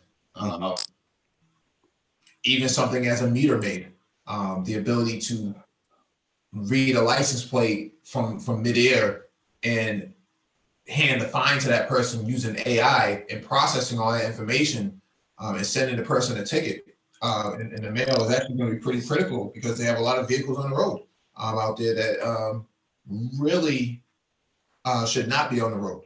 Those cars are very rickety. People hold on to their vehicles because they're the money makers, but at the same time, man, some safety. No, I mean, but look, even like, let's even take a look at that for a second. Kind of like your Department of Motor Vehicle Infrastructure. Mm-hmm. How even all of that is run and managed. Like you said, man, if you got drones doing surveillance from above, and then you may even have like your regular parking maid or parking enforcement, they're rolling around on electric bikes, and basically they're just using they're using a license plate reader, or maybe there's like you create a new type of standardized registration sticker, which is actually a QR code. Okay, and then you can go around, man, just with a cell phone, dude, and a reader. Just check all the license plates and do what have you. But you can deploy that type of stuff in this type of environment now. That's what we keep talking about. Like, no, there's very real application for it, and you could actually do it now. It's not as if, Africa needs to be built literally from the ground up. No, it's at a point now where they're looking for other partners to come in and deploy these types of solutions. Mm-hmm.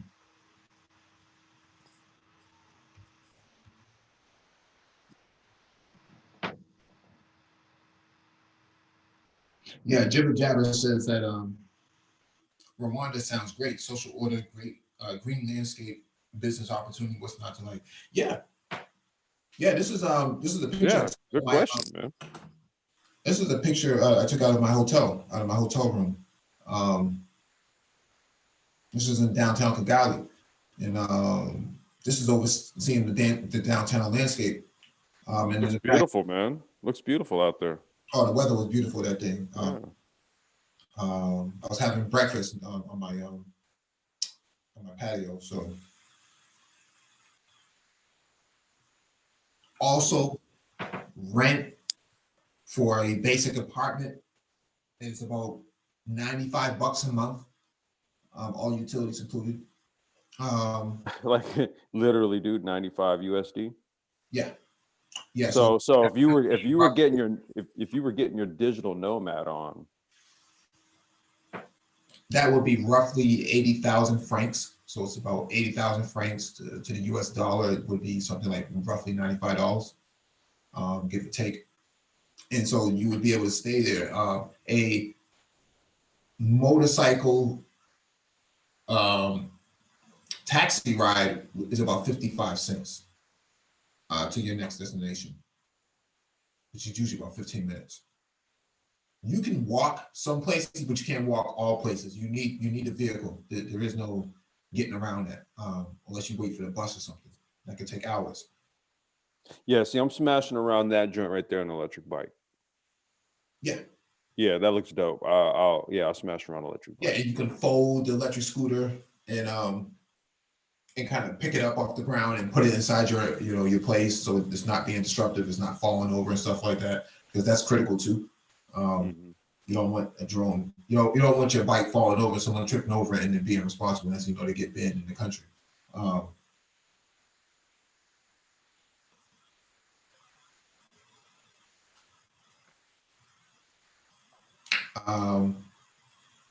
Yeah, they got innovation labs inside Rwanda. I haven't been to it, but I saw them talking about it. So basically, places where tech people go on the ground and start building applications and stuff like that. Start designing stuff, business modeling, stuff like that.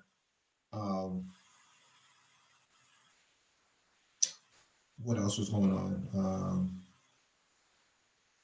Yeah, I walked around just about most places. I did not go to the genocide site. I didn't think that was a apropos for the visit, but I did go to the Marwa store. I think it was a little bit too early. There was nobody there. There was a few people there for sales and whatnot, but there was nobody really. They have their own. They have their own storefront. Yeah, they have their own storefronts. Maybe about 5 or 10 minutes from the hotel. So.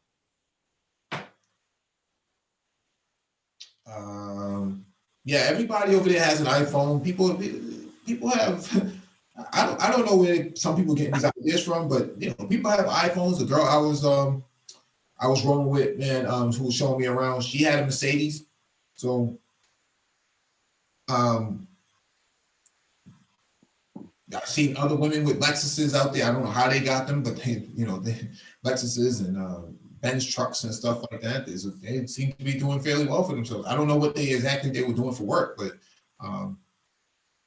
and you can see in this picture right here, this little green tower is actually a rain collector.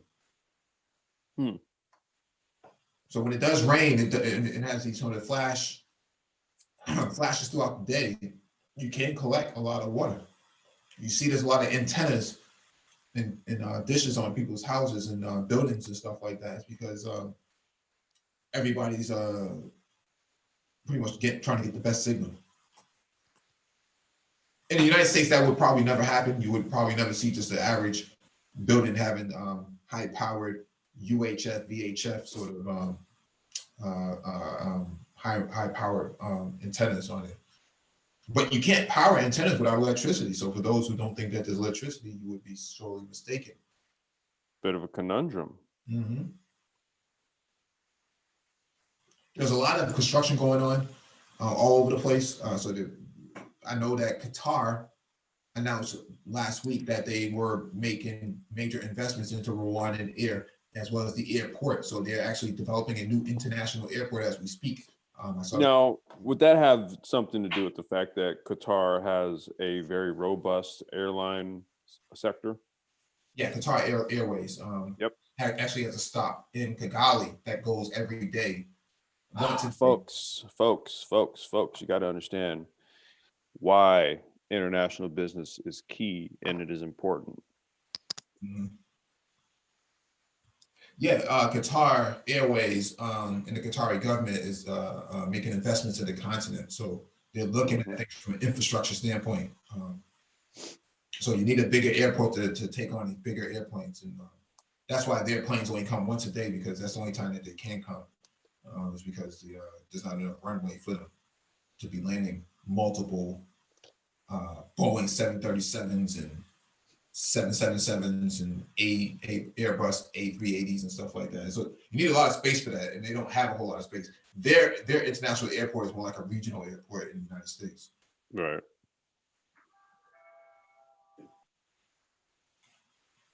What else was I going to show?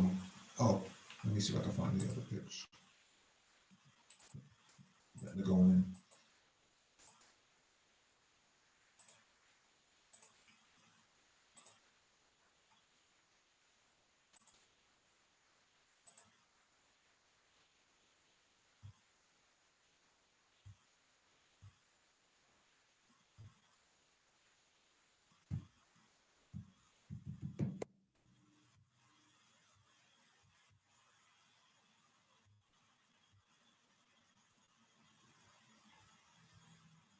Um,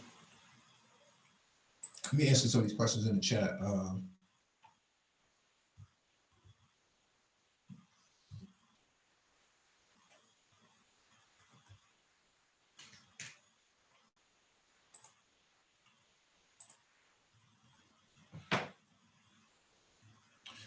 Did you have Jibber Jabber asked, did you have a direct flight from Boston? Yeah. So it's a two-stop flight. There's no direct flights into Africa like that. They always stop somewhere at first before going directly in.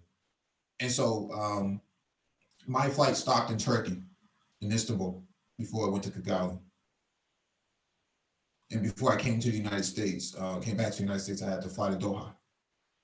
So I was in Doha for a while, and then I went to the United States. So I got me some Qatari money to bring back.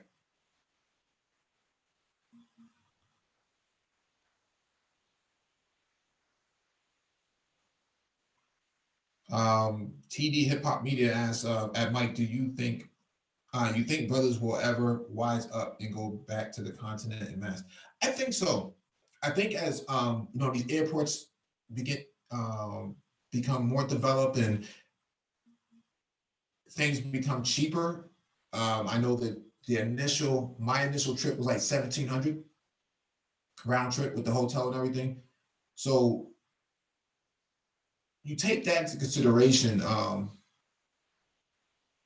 You have to actually come there with a skill set. You can't come there empty-handed. I met a couple of brothers who were from the United States, from New York, and they were just basically macking to some chicks, but that's the extent of what their visit was about. But if you don't have anything of skill, any skill set that's going to be able to contribute to the economic development, man, you will find yourself very disappointed.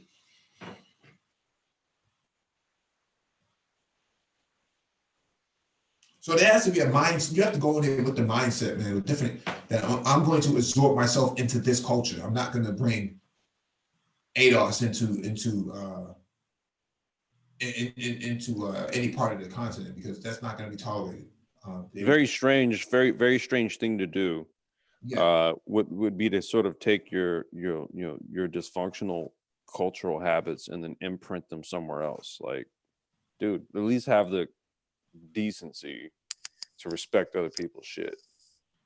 It won't work. Well, it's not directly compatible.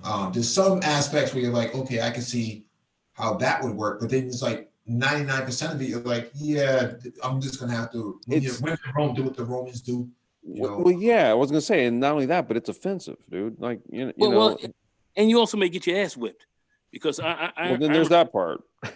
I remember down in Brazil. I mean, you had a lot of brothers coming down. This is around 2005, 2006. This was after Snoop Dogg and Pharrell did the beautiful video, beautiful, and all that, and they were over there in Salgueiro favela, doing their whole thing over there, and a lot of brothers started coming down after that, and then some of these dudes started bringing that Chicago shit, some of that New York shit. I'm from Chicago, I'm from New York, yo. These cops are like, oh, bet, check this out, man. I'm getting ready to wrap this stick around your head like a turban real quick, because you're up in here operating like you're home and you ain't home. So some guys had to get a wake-up call. And I think that's what will happen if you start running around and, you trout mouth, jumping out there, screaming loud, calling guys bitch niggas and all that. You're going to get torn out the frame. So I think that's not going to fly in a lot of other places. And I don't think it's fly. For Mike, from what you were telling me, said these guys are walking around with a version of an AK slung on the shoulder line on every corner. So I don't know, man. Goddamn Kalashnikov. Yeah, I don't know. They have Tavors. So they have Tavors. the divorce from the movie World War Z. Those gold pump 7, I think it's 223 rounds in them. But play around if you want to. Yeah. I think when in Rome, do some Romans. Yeah. No, I asked somebody as to why there were so many police walking around like that, because the United States is not like that. And they said that's how you keep people in check. You can't just do what you want to do here. You have to actually abide by the laws. And for the most part, I've never seen anybody get arrested since my time being there. And I was out all times of the night too, all times of the day. I haven't seen anybody get arrested. I haven't seen anybody get pulled over, but police seemed pretty friendly. I came home late. I came to the hotel late one night, man, and yeah, it was out there, man. Yeah, you get out of the line, man. The consequences could be pretty fatal. So what we're looking at right here is the picture of the convention center. So this is where they had the event. And this is a very beautiful, crafted center. Very proud. It looks nice, man. Shit. Yeah, if you look down to the further right, let me increase it. These are micro transportation vehicles right here. These are 3-wheelers. And so that's what people are getting around on. That's what they patrol on and things like that. Man, they got them Cali palm trees out in that motherfucker. Yeah. Making a brother feel like home. Mm-hmm. Yeah. So that's the type of sort of micro transportation innovations that are happening over there. That's what they're adopting.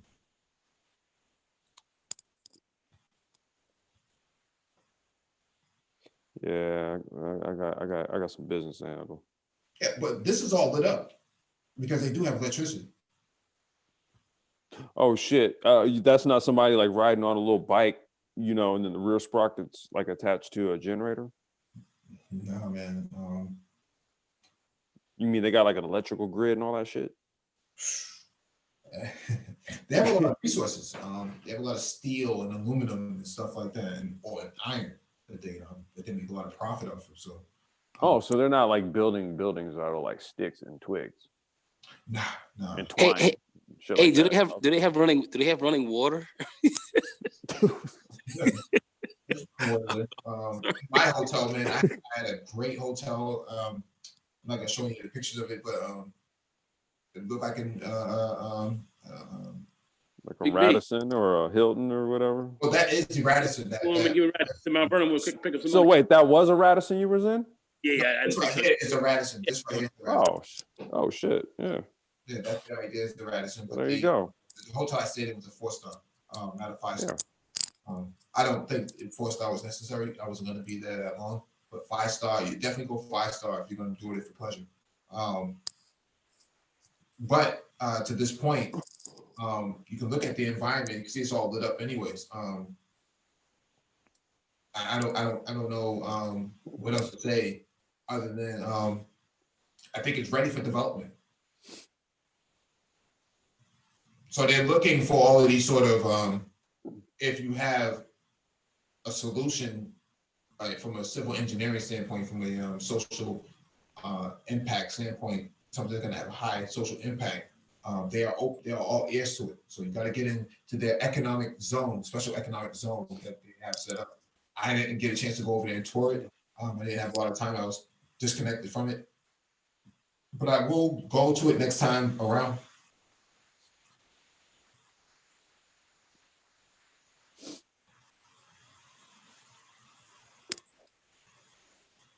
Yeah, he'll be here in a few minutes. Yeah. Yeah. Okay. Yeah, I'll be leaving. Sorry.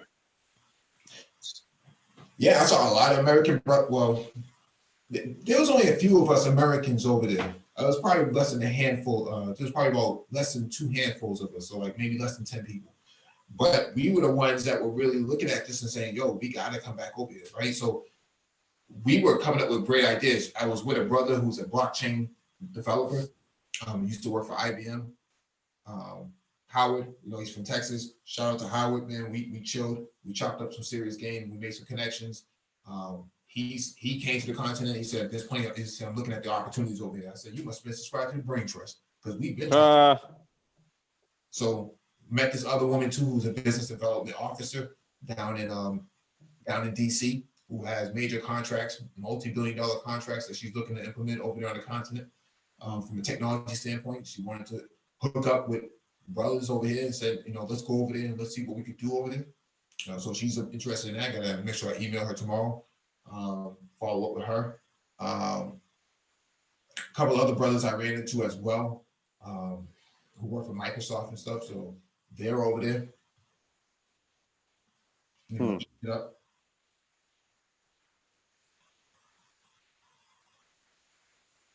Yeah. Jimmy Jabba says, "Ain't no dirt floors in that joint." Yeah. No, it looks just like any sort of modern Coliseum you would find in the United States. You ever been to a Staples Center or anything like that? It's kind of similar. That's kind of dope convention center type of joint. It's well built, it's well structured, and well thought out. It's got the fucking palm trees, fam. Come on now. Everywhere. Yeah. It's all you got to do to make me feel like home. Just have palm trees around. Mm-hmm. No, I think the key here, man, is tech is moving over on the continent in a way they haven't. The discussions that they're having, I haven't seen anybody having those conversations over here. I haven't seen anybody having those conversations at the length that they're, the depth that they're having them over there. Blockchain and AI and distributed ledger technology, machine learning. They're calling those things tools of Pan-Africanism, and we must use them to our best interests and not get left behind. When we talk about Black people in America doing the same thing, then we get pushed back about opening barbershops and wing shacks and stuff, man. Very, very interesting. So different sort of economies, because people, I think one of the problems with ADOS people is that they don't travel very much. They might travel for pleasure, but they don't actually travel, for growth purposes, right? They don't really go there to actually expand. They actually go to other places to have fun. I didn't go there to have fun. This wasn't about meeting chicks and WhatsApp and all that other stuff. I didn't go there for that. I actually happened to go there with a serious focus on how are they going to play out over the next 10 years. I think that they're moving in the right direction. I think that they can have very good development from an industrialization standpoint if they really stick to the game plan. I think if they open up the market to Black people exclusively, you could very well see a big transformation over there. So there's a lot of white people there too. I'll give it them that, man. A lot more white people than I anticipated seeing. But they were on board when we were talking about some of the policy development and how Africans need to have their data protected because you don't want big tech companies coming in and stealing data and making profit off it. I think Africans should have implemented a top-down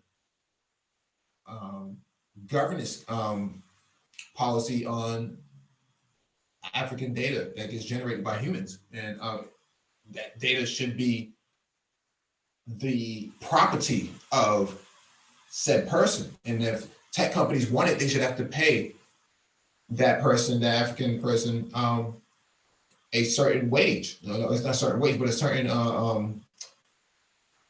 agreement of exchange, a medium of exchange. That's where smart contracts come in on a blockchain that says, if said person wants to give me 500 francs for my data, then they're more than, then yes, give them the data. But that's not even been implemented yet. That's something as small and rudimentary as it is, could actually start giving money to Africans who did not have money before. Because now the money just goes into a digital wallet. That digital wallet is now encrypted on their phone, and their phone always stays with them on a regular basis, so they can always move that money into a different bank account or use that money just for spending purposes. They can go down, or they can open up an app and spend that same money on, goods and services that somewhere else. Imagine you have 100,000 different sort of companies, tech companies right now, who are saying, hey, I want this person's data. I'll give them 500 francs if they give me this data. And the person retains their data, but they also share their data on the blockchain from a private public standpoint, right? Different blockchains have different sort of consensus mechanisms and governance in place. And so that data is private until the person, the citizen, makes it public. And whoever wants it has to pay for it. They have to compensate that African for their data. This is a game changer in itself, because I don't know anybody else that's doing that. And then you start streaming money, and you start talking about rewards, like on a credit card and stuff like that. Those rewards can now be turned into tokens, and that tokens can be put into a digital wallet, and that can actually open up and say, hey, I just got 500 francs, from Microsoft or Facebook, and now I can go spend 100 francs on, or 50 francs on a micro transportation ride from this location to that location. That can, facilitate the rest of my day. Now I have 400 francs left in my pocket, and I can move from point A to point B. That's progress. That's called being progressive. Yeah, and that was what even Andrew Yang had even talked about, was the monetization of one's own personal data. So a lot of these ideas, though, that we talk about that align with things like that, you have to kind of start with the blockchain. You really do. Like, you can't implement it kind of like in the traditional way we do things now, and then think that you're going to just then transfer that over into a blockchain environment. Like these types of ideas start with the blockchain. That is a primary component. So it starts there, and then only from there do we really see the proliferation of a lot of these types of ideas and these developments. You'll see it in testing, you'll see it in conceptualizing, you'll see it in prototyping, but in deployment, you'll see it when blockchain becomes like the cornerstone of the basis upon how governments, companies, public entities and what have you, basically record keep. Yep. It complies with regulatory frameworks and compliance. So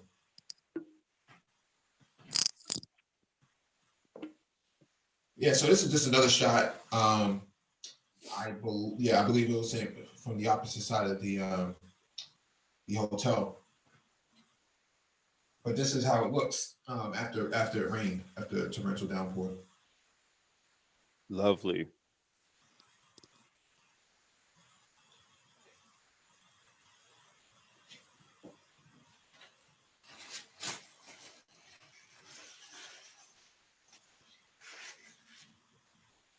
We just have joined. Was that Nagone? Yeah, that was Nagone. All right.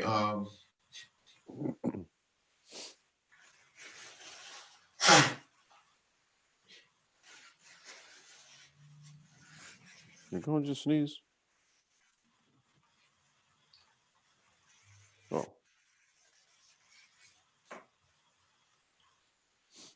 But yeah, definitely a dope time I had over there. Met a lot of people, man. There's probably 1,000+ people over there. You imagine if the Brain Trust had an event, and I had a live stream and had 1,000 people in it on a panel. Just imagine the amount of chaos that's going on in there. We were well fed. A lot of educated sisters over there, a lot of educated brothers over there who knew exactly what they were talking about, and when they were forging the future of change on the continent. I wish we could have forums like that here. I don't see a whole lot of interest in that, but that's what it is, man. Well, man, again, dude, that's kind of why I've always kind of been oriented towards being kind of internationalist, if you will. You know, I don't think that it's going to be something where there's going to be a general ADOS consensus.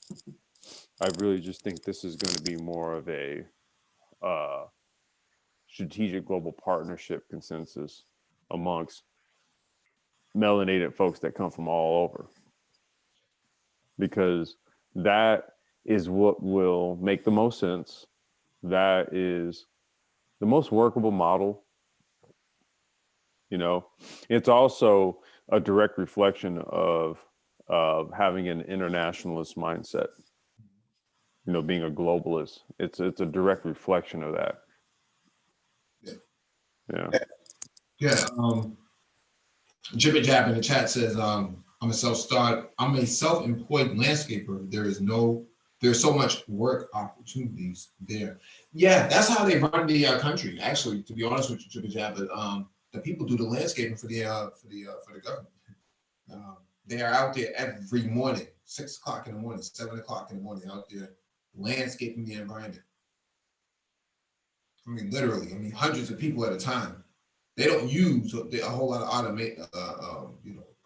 automation from like a John Deere tractors and backhoes and stuff like that. They don't use a whole lot of that unless it's absolutely necessary. But most of the labor is actually human labor. That's why the place is so damn clean, because somebody is out there on a continuous basis cleaning that stuff up. I've yet to see any trash out there, any of it. And I traveled for miles, and I didn't see any trash. I thought this shit was scary. So in the United States, you would have seen, it would have smelled like piss somewhere. There would have been broken bottles. There would have been condoms everywhere. You don't see anything over there. Just trash and blunt wraps. Yeah, just a whole lot of just Mad Dog 2020 bottles and private stock apps with a little puzzle at the bottom of it. Fucking Four Loko bottle cans. Yeah. You don't see any of that over there. It's just crazy. I was so petrified that I couldn't find a trash can that I put the trash in my pocket and I just fucking walked with that shit to the hotel. When I got up and when I got into the hotel, man, I had to find a trash can in the hotel and throw it in there, man, because I was like, I do not want to be the guy who throws that shit out the window and it happens to be a Black American, right? So I didn't want to be that guy. I just wanted Don't be that guy. Right. I want to take my trash with me to the hotel. Day, man. So yeah, I definitely like the hotel. Shout out to the girls at the hotel, man, who really hooked me up. Came through the clutch. Yep, all the cab drivers, man, who hit me up, man, offering their services, man. Now they're not using anything like Uber or anything like that out there right now, are they? No, they have their own app for that. Okay, so they have something like it. Okay, cool. Yeah, we covered that. We covered that last year. We covered that on one of the articles last year. Man, we cover so much shit, dude. You know. No, there was a whole entire video on DW that talked about the continent and the innovation. And the brother that was there who had the solar powered charging station for people. He was at the event. I was standing right next to him. Oh shit! Okay. Yeah, he was at the event. He was one of the main panelists on it. Talking about startups and stuff like that. He was one of the main loudest people on there. Shout out to Camille, founder of MTech. She really laid some serious game down with blockchain and stuff like that. There was some hard hitters up in there. I have to be honest with a lot of you guys who are listening, man. These people did their homework. They did their homework. They know fools over there. If anybody think that these people just got thick accents in their backwards thinking, no, these are very highly skilled people, man. I mean, y'all hear engineering cannabis up here all the damn time. I don't understand why y'all would think it's a game. These are highly skilled people, man. Highly butterweight. So I'm just saying, you think you know blockchain? There's some girls over there that'll run you guys. I'd be very careful that being lackadaisical in your approach to upskilling, because these people know exactly what they're talking about. And they'll do it with a feminine smile. Yep. They're very attractive people too. These ain't no butterfaces over there. These are people. These are chicks that are nines and tens, know exactly what they're talking about, and well crafted, enlightened about what they do. So I didn't bother to challenge anybody. I just offered my insight. They said, take my card. Let's chop some game later. So that's how that works, man. Don't be the guy who thinks he knows what you're talking about. You don't know what you're talking about. You get corrected by a bunch of people at an event, man. This is high performing Africans at the top of their ranks. I only jump in when it's about cybersecurity, and I've made my comments about cybersecurity on the continent and offered my ideas about how they can go about data governance and whatnot. And I think that we have to stop looking at jobs from the traditional standpoint. The idea that people just wake up at 5 o'clock in the morning and punch in, those days are over. I think those days are over for Generation Z and Generation Y. That's over and done with. They just got to wake up, play some esports with a racing car in there, for a few hours, and then go down to the market, grab some food, come back, and play some more esports. That could be the way how a lot of them could be the way how the industry goes. Well, I know this much, man. I'll be there on that micro transport kick on the next one, man. Mm-hmm. Because it's on this end, it's ready to go. That's why I'm kind of just really listening in intently about this. You already know, Mike. There's a working demo sitting in the garage right now. Matter of fact, I just threw up a few videos here. Just actually, Nagona and I were talking earlier. I got the new shop opened up. Shit, I'm ready to go. That's why I'm sitting there like, okay, all right.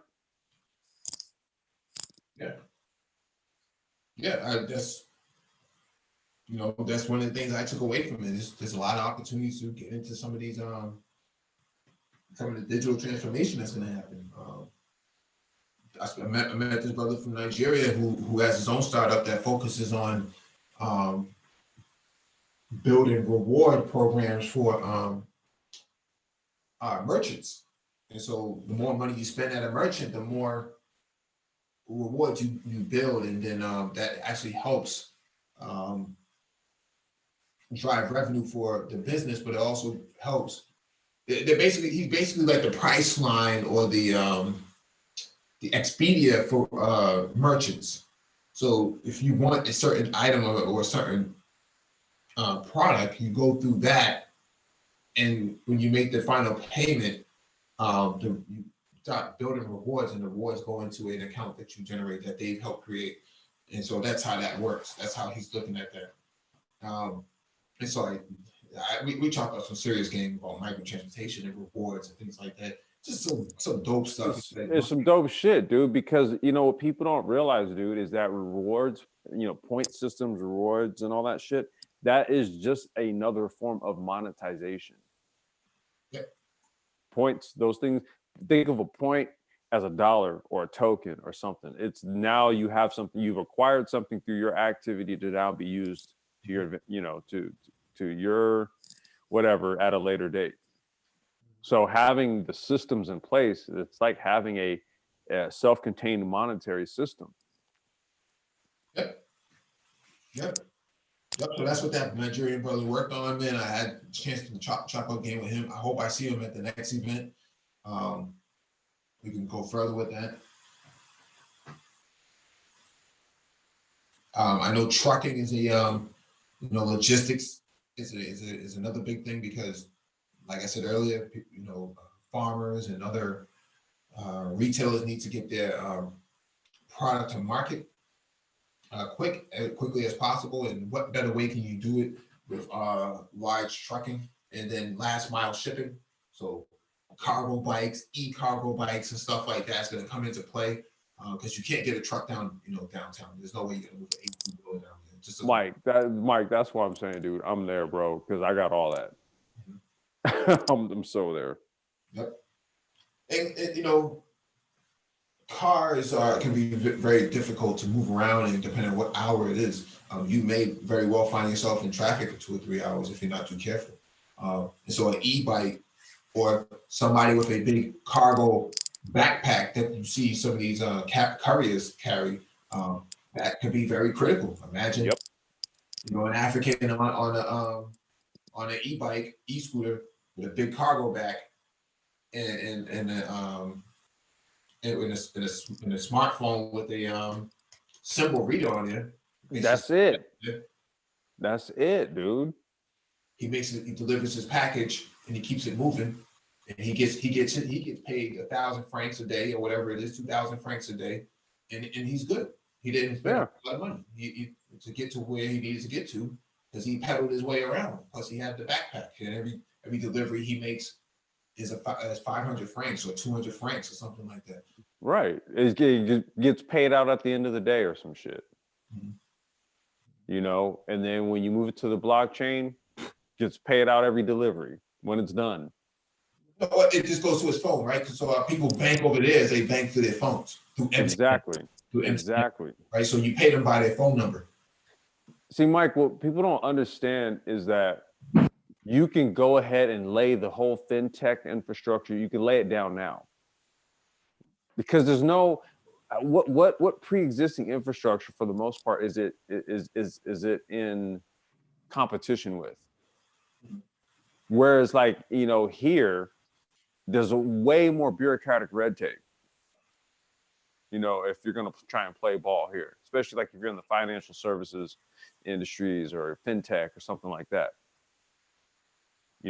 But there, it's a much needed solution. And it's something where it's like, hey, look, is this turnkey? Can it be deployed right now? Can we do X, Y, and Z with it?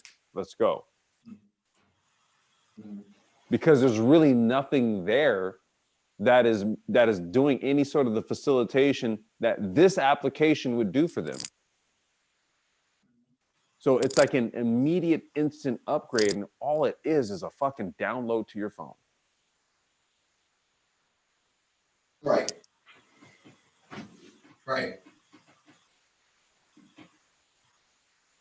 Right. And there's all types of ways that you can actually implement compensation, rewards, and stuff like that. It could be per mile. It could be on a meter or something like that. How much time is it going to take? If the rider can charge 500 francs per 30 minutes, right? 1,000 francs an hour. That could, from 8,000 francs a day for an 8-hour workday is actually pretty sufficient. If you're think about it, yeah, $80,000. If you're only paying 80,000 francs for rent, then you've already made half of that money in a week. Well, couple that with other types of new, resource acquisition mechanisms, cryptocurrencies. I'm really I was talking with Lionel over the weekend about Robinhood's new fraction. You can buy fractions of a stock now through Robinhood. So if buying one whole share of Apple is too much, buy pieces of it. That's always been the case, though, for most places. I think. Well, no, what I'm saying is for platforms like Robinhood, they just rolled it out as a feature on the app on the phone. Right. You see, so that's what I mean. It's kind of like we're moving into this new space where that same guy that you're talking about also has a little stock portfolio on the low. You know what I'm saying? That's kicking in a little. That's kicking in revenues, on a monthly, and maybe he decides he only wants to touch into that quarterly.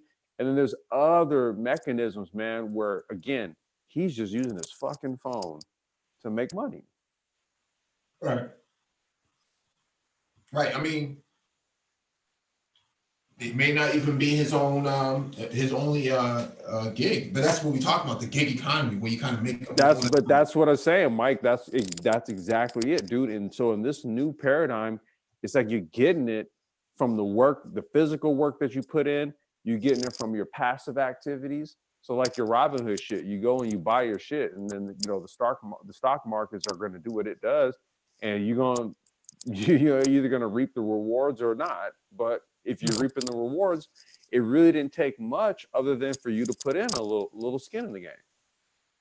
You know, so we're moving to this where it is a very it's gig centric. That's the term I want to give it. Yeah. Yeah.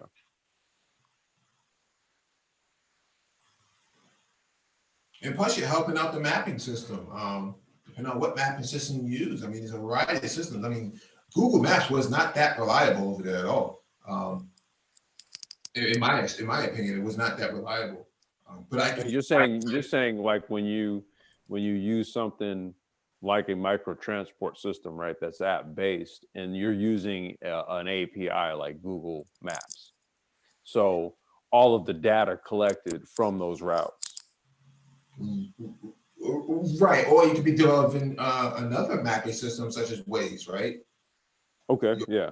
Waze, because they don't have anything over there as far as I know.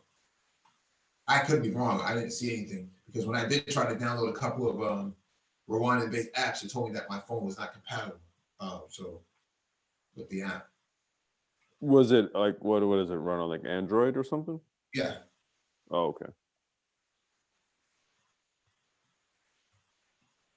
Yeah, and so that's where you run into some issues because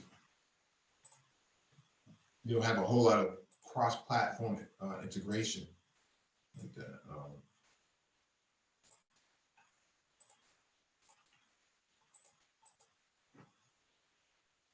Well, Mike, you see why I had a little bit of interest in acquiring some African smartphone technology and testing it here. Mhm. You know, that's why there was interest to do, you know, what we did.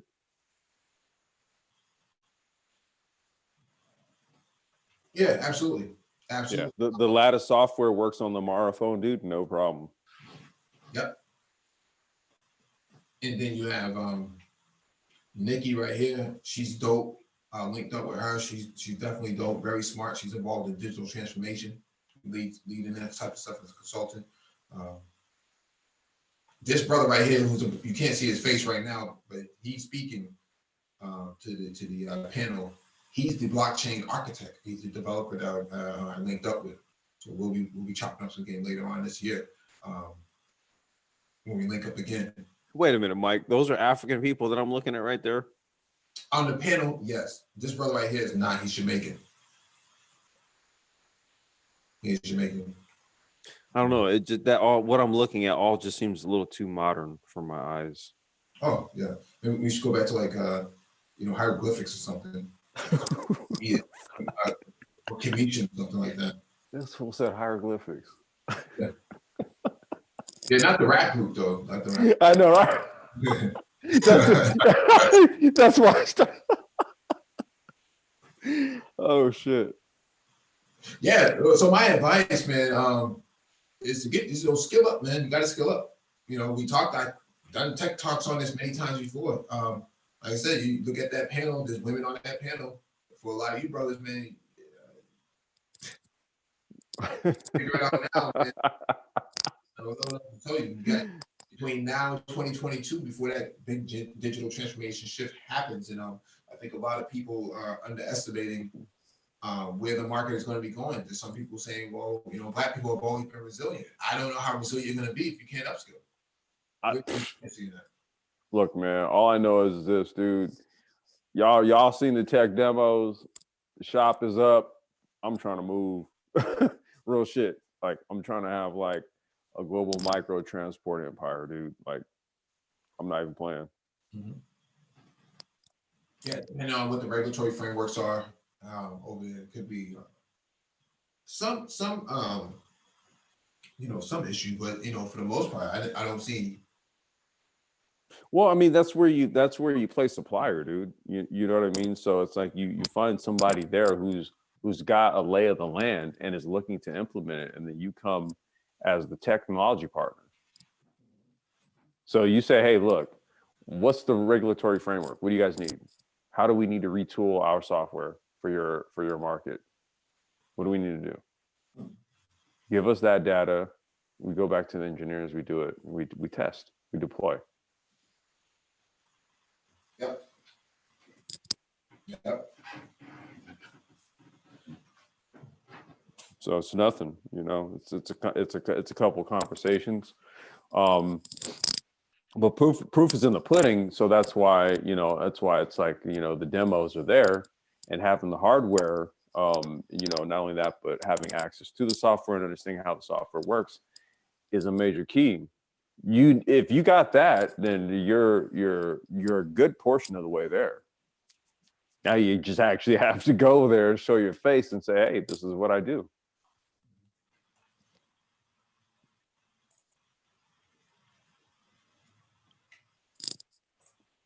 Let me show a picture of the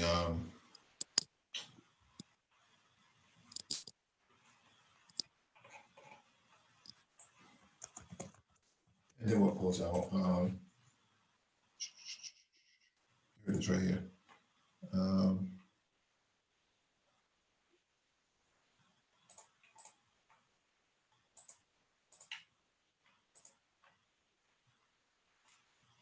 So this is a picture of a street lamp with a solar panel and a wind turbine combined on it. This is at the International Brotherhood of Electrical Workers here in Boston, not too far away from me. Mm-hmm. And That's that passive curves with the turbine right there. Yep. And so this is sort of infrastructure that is needed on the continent. They need things like this. They need this. Right, like light poles that plug right into the infrastructure. But there's a coupled from the infrastructure, right? Because it has a battery at its base, but the wind turbine and the solar panel is what keeps it charged. And so what I'm saying here is this is self-sustaining infrastructure. It's decentralized. So this isn't actually piped into the grid. No. There's a battery at the bottom of it. It's an LED lamp. The LED probably puts out less than the LEDs don't put out shit. Yeah. Well, it gives out an 80 watt equivalent, right? And I think the wattage and the actual maybe like 5 to 10 watts. Yeah. But the wind turbine at the top, what you call a vertical turbine, a vertical access turbine with a solar panel that has about 100 watts of collective absorption rate. It actually makes this a self-sustaining tower. Right, because the turbine charges when you get cloud coverage. That means typically if you have clouds that come in to cover the sunlight, that means you had wind blow the clouds in. So the turbine is going to collect the energy from the wind at that point. So it's going to be either panel or turbine, however you slice it. Even at night, if it's windy at night, then guess what? It's charging at night. Yep, it doesn't take much wind to move it either. It doesn't, exactly. You only need about 20 miles per hour to actually move it. Once it's that's why I was talking about using that on a very small scale on a drone, right? If you have maybe like 4 or 5, I don't know, or an array of them arranged strategically on a drone, the turbulent air gives you a passive charge. Yeah, it's the same concept. This is just stationary, but damn, okay, it's self-contained, so it's all in one base. You know what would be dope? If that battery also had the ability to serve as sort of like a mini power wall to charge your car. That would be too small for that because the draw would be too high, right? But it'd be enough for a cell phone, right? If I'm walking down the street and I need that cell phone charge, I should be able to plug right into that sucker, with 2 ports. Somebody else is using one, I'm using one. I only need it for 5 or 10 minutes just to charge my phone before I can get back to the house or something like that.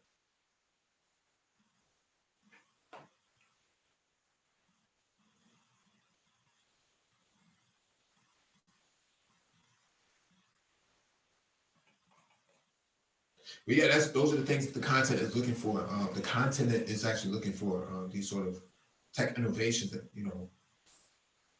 people should be able to come up with as social entrepreneurs, which is what we call them. And that's something we've talked about briefly before. We should probably do another deep dive on it later on in the year.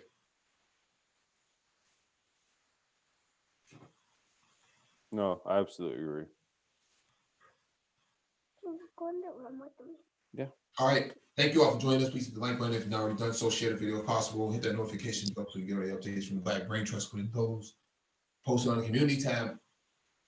No docket today, so just to chop it up and wrap it up on my experience at the African Tech Summit. All right. Shalom, everyone.